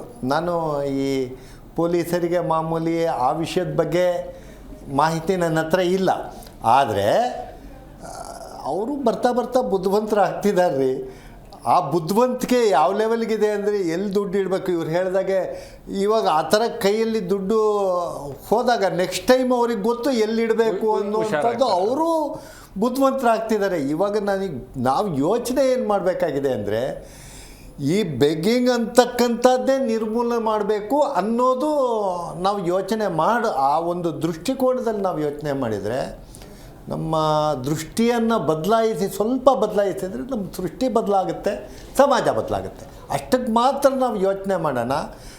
ಜನ ಊರು ಅಂದಾಗ ಒಂದು ಸ್ವಲ್ಪ ಈ ಥರದ ಪ್ರಾಬ್ಲಮ್ಸ್ ಬರೋದು ಸಾಧ್ಯ ಇದೆ. ಹಾಗಂತ ಎಲ್ಲರೂ ಅದರಲ್ಲೇ ಆ ತಪ್ಪು ಮಾಡ್ತಾರಾ ಅನ್ನುವಂಥದ್ದು ನಾವು ಹೇಳೋದು ಎಲ್ಲೋ ಒಂದು ಕಡೆಗೆ ಸರಿ ಅನ್ಸೋದಿಲ್ಲ. ಆದರೆ ಈ ವ್ಯಕ್ತಿಗಳಿಗೆ ಕೂಡಿಸಿ ಎಜುಕೇಷನನ್ಗೂ ಖಂಡಿತವಾಗೂ ನೀವು ಹೇಳಿದಾಗೆ ಖಂಡಿತವಾಗೂ ಶಿಕ್ಷಣವನ್ನು ಕೊಡಲೇಬೇಕಾಗತ್ತೆ, ಅರ್ಥೈಸಬೇಕಾಗತ್ತೆ. ಫೈನಾನ್ಷಿಯಲ್ ಮ್ಯಾನೇಜ್ಮೆಂಟ್, ಪರ್ಟಿಕ್ಯುಲರ್ಲಿ ಫೈನಾನ್ಷಿಯಲ್ ಮ್ಯಾನೇಜ್ಮೆಂಟ್ನ ಅನಾಲಿಸಿಸ್ ಮಾಡಬೇಕಾಗತ್ತೆ. ಹೆಲ್ತ್ ಬಗ್ಗೆ ಮಾಹಿತಿ ಇವ್ರು ಹೇಳಿದರು, ಸ್ನಾನನೇ ಮಾಡ್ತಿದ್ದಿಲ್ಲ, ಅವರಿಗೆ ಹೆಲ್ತ್ ಆಗ್ತಕ್ಕಂಥ ನೋಡಿ ಟಕ್ಕಂತ ತೀರ್ಕೊಂಬಿಟ್ರೆ ಒಂದು ಲೆಕ್ಕ, ಬೆಡ್ ರಿಡನ್ ಆಗಿ ಅವ್ರನ್ನೇ ಇಟ್ಕೊಂಡು ನಾಳೆ ಭಿಕ್ಷೆ ಬೇಡುವಂಥ ಜನ ಆಗ್ಬೋದಲ್ಲ. ಅದನ್ನು ಇವರು ಅರ್ಥ ಮಾಡಿಸ್ಬೇಕಾಗತ್ತೆ. ಹೆಲ್ತ್ ಎಷ್ಟು ಮುಖ್ಯ ಇದೆ, ಆರೋಗ್ಯದ ಪಾತ್ರ ಏನಿದೆ, ಅವನ್ನ ಕೂತ್ಕೊಂಡು ಗ್ರೂಪಲ್ಲಿ, ಇದು ಒಬ್ಬೊಬ್ಬರಿಗೆ ಕೌನ್ಸಿಲಿಂಗ್ ಮಾಡೋದು ಇಂಪಾಸಿಬಲ್. ಗ್ರೂಪಲ್ಲಿ ಕೂಡಿಸಿ, ಯಾಕಂದರೆ ಮಾಸ್ ಟ್ರಾನ್ಸ್ಫಾರ್ಮೇಷನ್ ಬೇಕಾಗಿದೆ. ಇದು ನಮ್ಮ ವೆಲ್ಫೇರ್ ಡಿಪಾರ್ಟ್ಮೆಂಟ್ ಇರ್ಬೋದು, ಪೊಲೀಸ್ ಡಿಪಾರ್ಟ್ಮೆಂಟ್ ಇರ್ಬೋದು, ಮಾಧ್ಯಮ ಇರ್ಬೋದು, ತಮ್ಮಂಥ NGOs ಇರ್ಬೋದು, ಇಲ್ಲ ಯಾವುದು ನಿಮಾನ್ಸ್ ಅಂತಕ್ಕಂಥ ದೊಡ್ಡ ಒಂದು ಮಹಾನ್ ಸಂಸ್ಥೆ, ಅಲ್ಲೇ MSW ಮಾಡಿರ್ತಕ್ಕಂಥ ಬೇಕಾದಷ್ಟು ಜನ ಇದ್ದಾರೆ. ಸೋಷಿಯಲ್ ವರ್ಕ್ ಮಾಡಿರ್ತಕ್ಕಂಥ, ಸೈಕಾಲಜಿ ತೊಗೊಂಡಿರೋರು ಸೈಕಾಲಜಿಸ್ಟ್ಸ್ ಇದ್ದಾರೆ, ನಮ್ಮಂಥ ಲೇ ಕೌನ್ಸಿಲರ್ಸ್ ಇದ್ದಾರೆ. ಎಲ್ಲರೂ ಸೇರಿಕೊಂಡು ಮಾಸ್ ಎಜುಕೇಷನನ್ನು ಕೊಟ್ಟು ಅವರಿಗೆ ಒಂದು ದಾರಿಯನ್ನು ತೋರಿಸ್ಬೇಕಾಗಿದೆ. ಏನಿಲ್ಲ, ಅವರ ಮನಸ್ಸನ್ನು ಬದಲಾಯಿಸಬೇಕಾಗಿದೆ. ಇಷ್ಟು ಒಂದು it can happen in a fraction of second, provided they wish to do so. ಅವರಿಗೆ ಮನಸ್ಸು ಬರಬೇಕು. ಆ ಮನಸ್ಸಿಗೆ ಬರಲಿಕ್ಕೆ ನಮ್ಮೆಲ್ಲರ ಪ್ರಯತ್ನ ಆಗಲೇಬೇಕಾಗಿದೆ. ನಾವು ನೂರಾರು ರಿಸೋರ್ಸಸ್ ಇದ್ದಾವೆ, ಅವನ್ನೆಲ್ಲ ಸೈಡ್ಗಿಟ್ಟು ಕಾನ್ಸಂಟ್ರೇಷನ್ ಇಷ್ಟಕ್ಕೆ ಮಾಡಿದರೆ ಖಂಡಿತವಾಗೂ ಸಹಾಯ ಆಗುತ್ತೆ ಅಂತ. ಮೇಡಮ್, ಈಗ ಈ ಪೋಷಕರು ಮಕ್ಕಳ ಬಗ್ಗೆ ಯಾವ ರೀತಿಯಾಗಿ ಎಚ್ಚರವನ್ನು ವಹಿಸಬೇಕಾಗುತ್ತೆ? ಪ್ರಮುಖವಾಗಿ ದುಡ್ಕೊಂಡು ಬಂದಿರುವಂಥ ಶೆಡ್ಗಳನ್ನ ಹಾಕ್ಕೊಂಡಿರ್ತಾರಲ್ಲ, ಅವರು ಬಹಳ ಎಚ್ಚರವನ್ನು ವಹಿಸಬೇಕಾಗತ್ತೆ. ಹೌದು, ಅಂದರೆ ಕೆಲವ್ರು ಪೇರೆಂಟ್ಸ್ ಇರ್ತಾರೆ, ಹೇಗೆ ಅಂದರೆ ಅವ್ರು ಮಾತ್ರ ಕೆಲಸಕ್ಕೆ ಹೋಗುವಂಥದ್ದು, ಅಂದರೆ ಮೈಗ್ರೇಷನ್ ಆಗಿ ಬಂದಿರೋಂಥದ್ದು, ವಲಸೆ ಬಂದಿರೋಂಥ ಕುಟುಂಬಗಳು ಗಾರೆ ಕೆಲಸಕ್ಕೆ ಹೋಗ್ತಾರೆ, ಮನೆ ಕೆಲಸಗಳಿಗೆ ಹೋಗ್ತಾರೆ. ಇನ್ನು ಕೆಲವರು ಏನು ಮಾಡ್ತಾರೆ, ಭಿಕ್ಷೆಗೆ ಅಂತಲೇ ಹೋಗ್ತಾರೆ. ಅಂದರೆ ಅಲ್ಲಿ ಕೆಲವನ್ನ ಮಕ್ಕಳನ್ನ ಅವರು ಸೇಫಾಗೂ ಇಟ್ಕೋತಾರೆ. ಅಂದರೆ ನಾವೇನು ದುಡಿತಿದ್ದೀವಿ, ಫ್ಯಾಮ್ಲಿ ಸ್ಟಡಿ ಮಾಡಿದಾಗ ಅವ್ರು ಹೇಳ್ದಂಥದ್ದು, ಹೌದು ಮೇಡಮ್ ನಾವೇನು ದುಡಿತಿದ್ದೀವಿ ನಮ್ಮ ಮಕ್ಳಿಗಾಗಿ, ನಮ್ಮ ಮಕ್ಕಳ ಭವಿಷ್ಯಕ್ಕಾಗಿ. ಹೌದಮ್ಮ, ಈ ಥರ ಒಂದು ಸಮಾಜ ನೀವು ಕಟ್ಕೊಂಡಿದ್ದೀರಾ, ನಿಮ್ಮಲ್ಲೇ ನೀವು ಸಮಾಜ ಕಟ್ಕೊಂಡಿದ್ದೀರಾ, ಆ ಸಮಾಜದಲ್ಲಿ ನೀವು ಇರ್ತೀರಾ ಅಂದಾಗ ಮಕ್ಕಳ ಬಗ್ಗೆ ನೀವು ಗಮನ ಹರಿಸ್ಬೇಕಾಗತ್ತೆ. ನೀವು ಮನೇಲೇ ಬಿಟ್ಟು ಹೋಗ್ತೀರಾ ನೋಡಿ, ಈ ಥರದ್ದೆಲ್ಲ ಪ್ರಕರಣಗಳು ನಮ್ಮ ಬೆಳಕಿಗೆ ಬಂದಿದೆ. ಅಥವಾ ನಾವು ರೆಸ್ಕ್ಯೂ ಮಾಡಿದಾಗ ನಿಮ್ಮ ಮಕ್ಕಳನ್ನೇ ಕರ್ಕೊಂಡು ಹೋಗ್ಬೋದು, ಅಥವಾ ಅವ್ರಿಗೆ ಗೊತ್ತಿರಲ್ಲ. ಆ ಥರದ್ದು ಇದ್ದಾಗ ನೀವು ಎಷ್ಟು ಎಚ್ಚರಿಕೆ ವಹಿಸ್ಬೇಕಾಗತ್ತೆ. ಮತ್ತು ಮಕ್ಕಳನ್ನು ನೀವು ಏನಂತ ನೋಡ್ತೀರಾ, ನಮ್ಮ ಮಕ್ಕಳು ಅಂತ ನೋಡ್ತೀರಾ. ಆದರೆ ಮಕ್ಕಳನ್ನ ಇವತ್ತು ಆಸ್ತಿ ಅಂತ ನೀವು ನೋಡಬೇಕಾಗತ್ತೆ. ಮಕ್ಕಳಿಗೆ ಒಳ್ಳೆ ಶಿಕ್ಷಣ ಕೊಟ್ಟಾಗ, ಒಂದು ಒಳ್ಳೆ ಮೌಲ್ಯಗಳನ್ನು ಕಲಿಸಿದಾಗ ಮಕ್ಕಳು ಈ ವಾತಾವರಣದಿಂದ, ಅಂದರೆ ನೀವಿರೋಂಥ ವಾತಾವರಣ ಬಿಟ್ಟು ಮುಂದೆ ಬರ್ತಾರೆ ಅನ್ನುವಂಥದ್ದು ಮನವರಿಕೆಗಳನ್ನು ಕೂಡ ಸುಮಾರು ಜನಕ್ಕೆ ಮಾಡಿಕೊಟ್ಟಿದ್ವಿ. ಅಂದರೆ ಒಂದು ಎರಡು ಫ್ಯಾಮಿಲಿಗಳು ನಾವು ಹೇಳ್ದ ಅಥವಾ ನಾವು ರೆಸ್ಕ್ಯೂ ಮಾಡ್ದಂಗೆ ಅಥವಾ ನಮ್ಮ NGOs ಅಂಡರಲ್ಲಿ ಅವ್ರು ಬಂದಂಥ ಏನು ಫ್ಯಾಮ್ಲೀಸ್ ಇದ್ದಾವೆ ಅವ್ರು ನಿಜವಾಗ್ಲೂ ಖಂಡಿತ ಚೇಂಜ್ ಆಗಿರುವಂಥದ್ದು ನಾವು ನೋಡಿದ್ದೀವಿ. ಇವತ್ತು ಬೇರೆ ರೀತಿಯಾಗಿ ಅವ್ರ ಜೀವನ ಕಟ್ಕೊತಾ ಇರುವಂಥದ್ದು ನಾವು ನೋಡಿದ್ದೀವಿ ಸರ್. ಈಗ ಇದನ್ನು ನಿರ್ಮೂಲನೆ ಮಾಡೋದು ಹೇಗೆ ಅಂತೇಳಿ ಸರ್, ಅದು ನೋಡಿ, ನಾವು ಒಂದು ಬದ್ಧತೆ ಇರಬೇಕು. ಪೋಲಿಯೋನ ನಿರ್ಮೂಲನೆ ಮಾಡಿದರು. ಎಂಥ ಇದು ಅಂದರೆ ಅದು ಪೋಲಿಯೋ ಇವತ್ತು ಹೆಂಗೆ ನಿರ್ಮೂಲನೆ ಮಾಡಿದ್ರು ಸುಲಭ ಅಲ್ಲ. ಅದು ಪ್ರತಿ ಮನೆಗೆ ರೀಚ್ ಆದರು. ಇದನ್ನು ನಿರ್ಮೂಲನೆ ಮಾಡೋದಕ್ಕೆ ಯಾರು ಏನು ಮಾಡಿದ್ದಾರೆ? ನಮ್ಮ ಪ್ರಯತ್ನ ಏನೋ ಒಂದು 10% 20% ಇರ್ಬೋದು ಸರ್. ಈ ಇಲಾಖೆ, ಕಾರ್ಮಿಕ ಇಲಾಖೆ, ಪೊಲೀಸು, ನಮ್ಮ ಟ್ರಾಫಿಕ್ಕು, ಮಹಿಳಾ ಮತ್ತು ಮಕ್ಕಳ ಕಲ್ಯಾಣ ಇಲಾಖೆ ಒಂದು ಮಕ್ಕಳು ಯಾರು ಇದ್ದರೆ ಎಲ್ಲರನ್ನೂ ಕರ್ಕೊಬಂದು ಅವ್ರನ್ನ ಶಾಲೆಗೆ ಸೇರಿಸ್ಬೇಕು. ಮತ್ತು ಇನ್ನೊಂದು ದಿವಸ ಅವರಿದ್ದರೆ ಮತ್ತೆ ಕರ್ಕೊಂಡು ಹೋದರೆ ಬಿಡಬಾರ್ದು.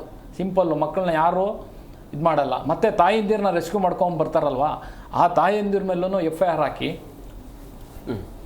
ಅವ್ರನ್ನ ಶಿಕ್ಷೆಗೆ ಒಳಪಡಿಸಿದ್ರೆ ಯಾರು ಭಿಕ್ಷೆ ಮಾಡಲ್ಲ. ಇನ್ನು ನಿಜವಾಗಿ 20% ಎಲ್ಲಿಂದಲೋ ಬಂದಿರ್ತಾರೆ, ಅವರಿಗೆ ಊಟನೇ ಇರಲ್ಲ ಅಂತ ಭಿಕ್ಷಾಟನೆ ಮಾಡ್ತಾರೆ.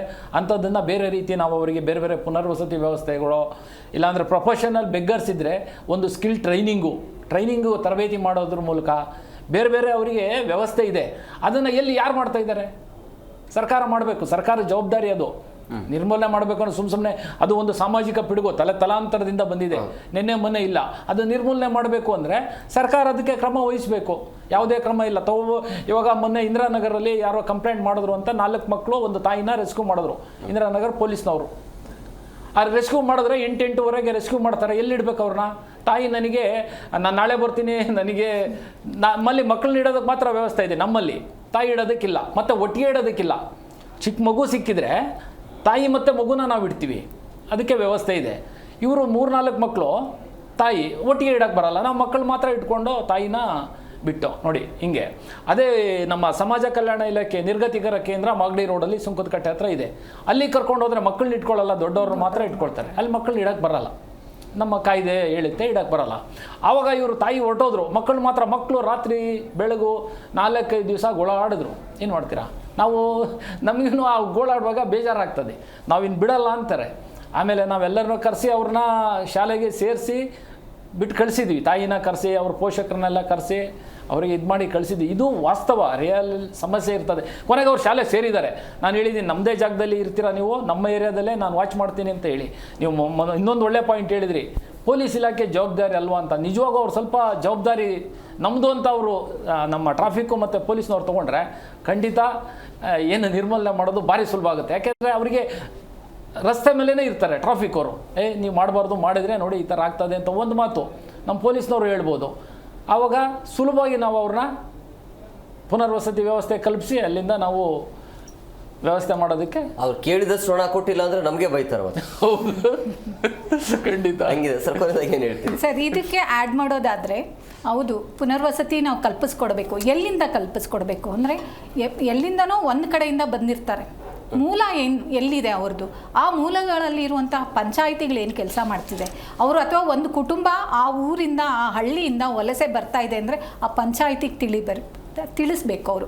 ಆ ಥರದ್ದು ನಾನು ನೋಡಿದಾಗ ಅವರು ವಲಸೆ ಬರ್ತಾ ಇರುವಂಥದ್ದು ಏನಕ್ಕೆ, ಲೇಬರ್ಗಾಗಿ ಬರ್ತಿದ್ದಾರಾ, ಭಿಕ್ಷಾಟನೆಗಾಗಿ ಬರ್ತಿದ್ದಾರಾ ಅನ್ನುವಂಥದ್ದು ಅಲ್ಲಿಂದನೇ ಶುರು ಆದರೆ ಎಲ್ಲೋ ಒಂದು ಅವರನ್ನು ಕಾನ್ಸಂಟ್ರೇಷನ್ ಮಾಡೋದು, ನಮ್ಮ ಮೂಲದಿಂದಾನೇ, ನಮ್ಮ ಬುಡದಿಂದಾನೇ ಅವ್ರು ನೋಡ್ತಿದ್ದಾರೆ, ನಮ್ಮನ್ನು ವಾಚ್ ಮಾಡ್ತಿದ್ದಾರೆ ಅಂದಾಗ ಒಂದು ಎಚ್ಚರಿಕೆ ಇರುತ್ತೆ. ಹೌದು, ಕಾನೂನು ಇಷ್ಟೊಂದು ಸ್ಟ್ರಿಕ್ಟ್ ಆಗಿದೆಯಪ್ಪ, ನಾವು ಹೋಗಬಾರ್ದು ಅನ್ನುವಂಥದ್ದನ್ನು ನಾವು ಅರಿವು ಮೂಡಿಸ್ಬೇಕಾಗುತ್ತೆ. ಹಾಗೆ ಎಲ್ಲ ಇಲಾಖೆಗಳು ಅದರದೇ ಆದ ಕಾರ್ಯಗಳನ್ನು ನಿರ್ವಹಿಸಿದಾಗ ಪುನರ್ವಸತಿ ಬದಲಾಗಬೇಕು ಮೇಡಮ್. ಕ್ವಿಕ್ಕಾಗಿ ಸರ್ ಕೊನೆಯದಾಗಿ ಹೇಳೋದ್ರೆ ಏನು ಹೇಳ್ತೀರಿ? ನೋಡಿ, ಈ ಸೈಕಾಲಜಿಯಲ್ಲಿ ಹೇಳುತ್ತೆ any radical change is dangerous ಅಂತ. It should be a progressive change. ಇವಾಗ ಸೀದಾ ಕರ್ಕೊಂಡೋಗಿ ಸ್ಕೂಲಿಗೆ ಹಾಕ್ಬಿಟ್ಟು ನಾಳಿನಿಂದ ಹೋಗಪ್ಪ ಅಂತಂದರೆ ಇಟ್ ನಾಟ್ ವರ್ಕ್. ಕನ್ಸಿಸ್ಟೆನ್ಸಿಯಲ್ಲಿ ನಾವು ಅಬ್ಸರ್ವ್ ಮಾಡಬೇಕಾದ ಪರಿಸ್ಥಿತಿ ಇದೆ. ಆ ಕನ್ಸಿಸ್ಟೆಂಟಾಗಿ ಬದಲಾವಣೆ ಆದಾಗ ಖಂಡಿತ ಸಮಾಜ ಬದಲಾವಣೆ ಆಗುತ್ತೆ. ಈ ಥರದ ಒಂದು ಪಿಡುಗುಗಳನ್ನು ಇವರು ಹೇಳಿದೆ, ಹೇಗೆ ಟಿ ಬಿ ಆಗಲಿ, ಈ ಥರದ ಅನೇಕ ಪೋಲಿಯೋದಾಗಲಿ ಹೇಗೆ ಬದಲಾವಣೆ ಆಗುತ್ತೋ ಇದು ಖಂಡಿತ ಬದಲಾವಣೆ ಆಗುತ್ತೆ. ಇದು ಸಾಮಾಜಿಕ ಕಳಕಳಿಯಿಂದ ಮಾಡತಕ್ಕಂಥ ಕೆಲಸ. ನಿಮ್ಮಂಥ ಟಿ ವಿಯವರು ಕಾರ್ಯಕ್ರಮ ಕೊಟ್ಟು ಅವೇರ್ನೆಸ್ ಮಾಡಿ ಜನರನ್ನ ಎಚ್ಚರಿಕೆ ಮಾಡೋದ್ರ ಮೂಲಕನೂ ಆಗುತ್ತೆ, ಒಳ್ಳೆ ಕಾರ್ಯ. ಥ್ಯಾಂಕ್ ಯು ವೆರಿ ಮಚ್ 3 ಜನಕ್ಕೆ ಇಷ್ಟೊತ್ತು ಕಾರ್ಯಕ್ರಮಕ್ಕೆ ಜಾಯ್ನ್ ಆಗಿದ್ದಕ್ಕೆ. ವೀಕ್ಷಕರೇ, ಈಗ ಭಾಳಷ್ಟು ಪ್ಯಾನಲಿಸ್ಟ್ ಅವರು ಹೇಳಿದರು, ಈಗ ಭಿಕ್ಷಾಟನೆ ಅನ್ನೋದು ಒಂಥರ ಉದ್ಯಮ ಆಗಿಬಿಟ್ಟಿದೆ, ದಂಧೆ ಆಗಿಬಿಟ್ಟಿದೆ. ತಿಂಗಳಿಗೆ ಹತ್ತತ್ರ 1 ಲಕ್ಷ ರೂಪಾಯಿ ದುಡಿತಾರೆ ಅಂತ ಹೇಳಿದ್ರೆ ಬಹಳಷ್ಟು ಜನರ ಮನಸ್ಥಿತಿ ಬದಲಾವಣೆ ಆಗ್ಬೋದು.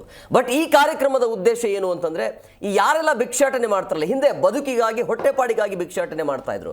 ಬಟ್ ಈಗ ಅದು ಟ್ರೆಂಡ್ ಚೇಂಜ್ ಆಗಿದೆ, ಅದು ಬಿಸ್ನೆಸ್ ಮಾಡಿಕೊಂಡಿದ್ದಾರೆ, ದಂಧೆ ಆಗಿ ಅದನ್ನ ಮಾಡಿಕೊಂಡಿರೋದ್ರಿಂದಾಗಿ ಈ ರೀತಿಯ ಜನ ಮೈ ಬಗ್ಸಿ ಕೆಲಸವನ್ನ ಮಾಡ್ತಾ ಇಲ್ಲ. ಇದರ ಜವಾಬ್ದಾರಿ ಯಾರ್ದು? ಸರ್ಕಾರದ್ದು, ಪೊಲೀಸ್ ಇಲಾಖೆ ಮತ್ತು ಕಾರ್ಮಿಕ ಇಲಾಖೆ ಏನು ಮಾಡ್ತಾ ಇದೆ, ಮಹಿಳಾ ಮತ್ತು ಮಕ್ಕಳ ಕಲ್ಯಾಣ ಇಲಾಖೆ ಇದೆಯಲ್ಲ, ಅವರದ ಒಂದು ಜವಾಬ್ದಾರಿ ಇರುತ್ತೆ. ನೋಡಿ, ಭಿಕ್ಷೆ ಬೇಡಿನೂ ಕೂಡ ನೀವು ಲಕ್ಷಾಧಿಪತಿ ಕೋಟ್ಯಾಧಿಪತಿ ಆಗ್ಬೋದು ಅಂತ ಹೇಳಿದ್ರೆ ಜನರ ಮನಸ್ಥಿತಿ ಬದಲಾವಣೆ ಆಗುತ್ತೆ. ಬಟ್ ಹಿಂಗೆ ಆಗಬಾರ್ದು. ಬಟ್ ಕಾನೂನು ಇರದೆ, ಆ ಕಾನೂನು ಏನು ಹೇಳುತ್ತೆ, ಯಾವ ರೀತಿಯಾಗಿ ಶಿಕ್ಷೆಗೆ ಒಳಪಡಿಸಲಾಗುತ್ತೆ ಅಂಥೇಳಿ ಜಾಗೃತಿಯನ್ನು ಮೂಡಿಸಬೇಕಾಗತ್ತೆ. ಆ ಕೆಲಸವನ್ನು ಸರ್ಕಾರ ಮಾಡಬೇಕು. ಜೊತೆಗೆ ಪ್ರಮುಖವಾಗಿ ಮಕ್ಕಳಿಗೆ ಮನಸ್ಥಿತಿ ಮತ್ತು ಶಿಕ್ಷಣ ಭಾಳ ಇಂಪಾರ್ಟೆಂಟ್ ಆಗುತ್ತೆ. ಶಿಕ್ಷಣ ಕೊಡಬೇಕಾಗತ್ತೆ, ಜೊತೆಗೆ ಎಲ್ಲರ ಮನಸ್ಥಿತಿ ಬದಲಾವಣೆ ಆಗಬೇಕಾಗತ್ತೆ. ನೋಡೋಣ ಮುಂದಿನ ದಿನಮಾನಗಳಲ್ಲಿ ಏನಾಗುತ್ತೆ ಅಂತೇಳಿ. ಇದಾಗಿದೆ ಇವತ್ತಿನ ವಿಶೇಷ. ಮತ್ತಷ್ಟು ಅಪ್ಡೇಟ್ಸ್ಗಾಗಿ ನೋಡ್ತಾ ಇರಿ ಜಿ ಕನ್ನಡ ನ್ಯೂಸ್. ಸತ್ಯವೇ ಸುದ್ದಿಯ ಜೀವಾಳ.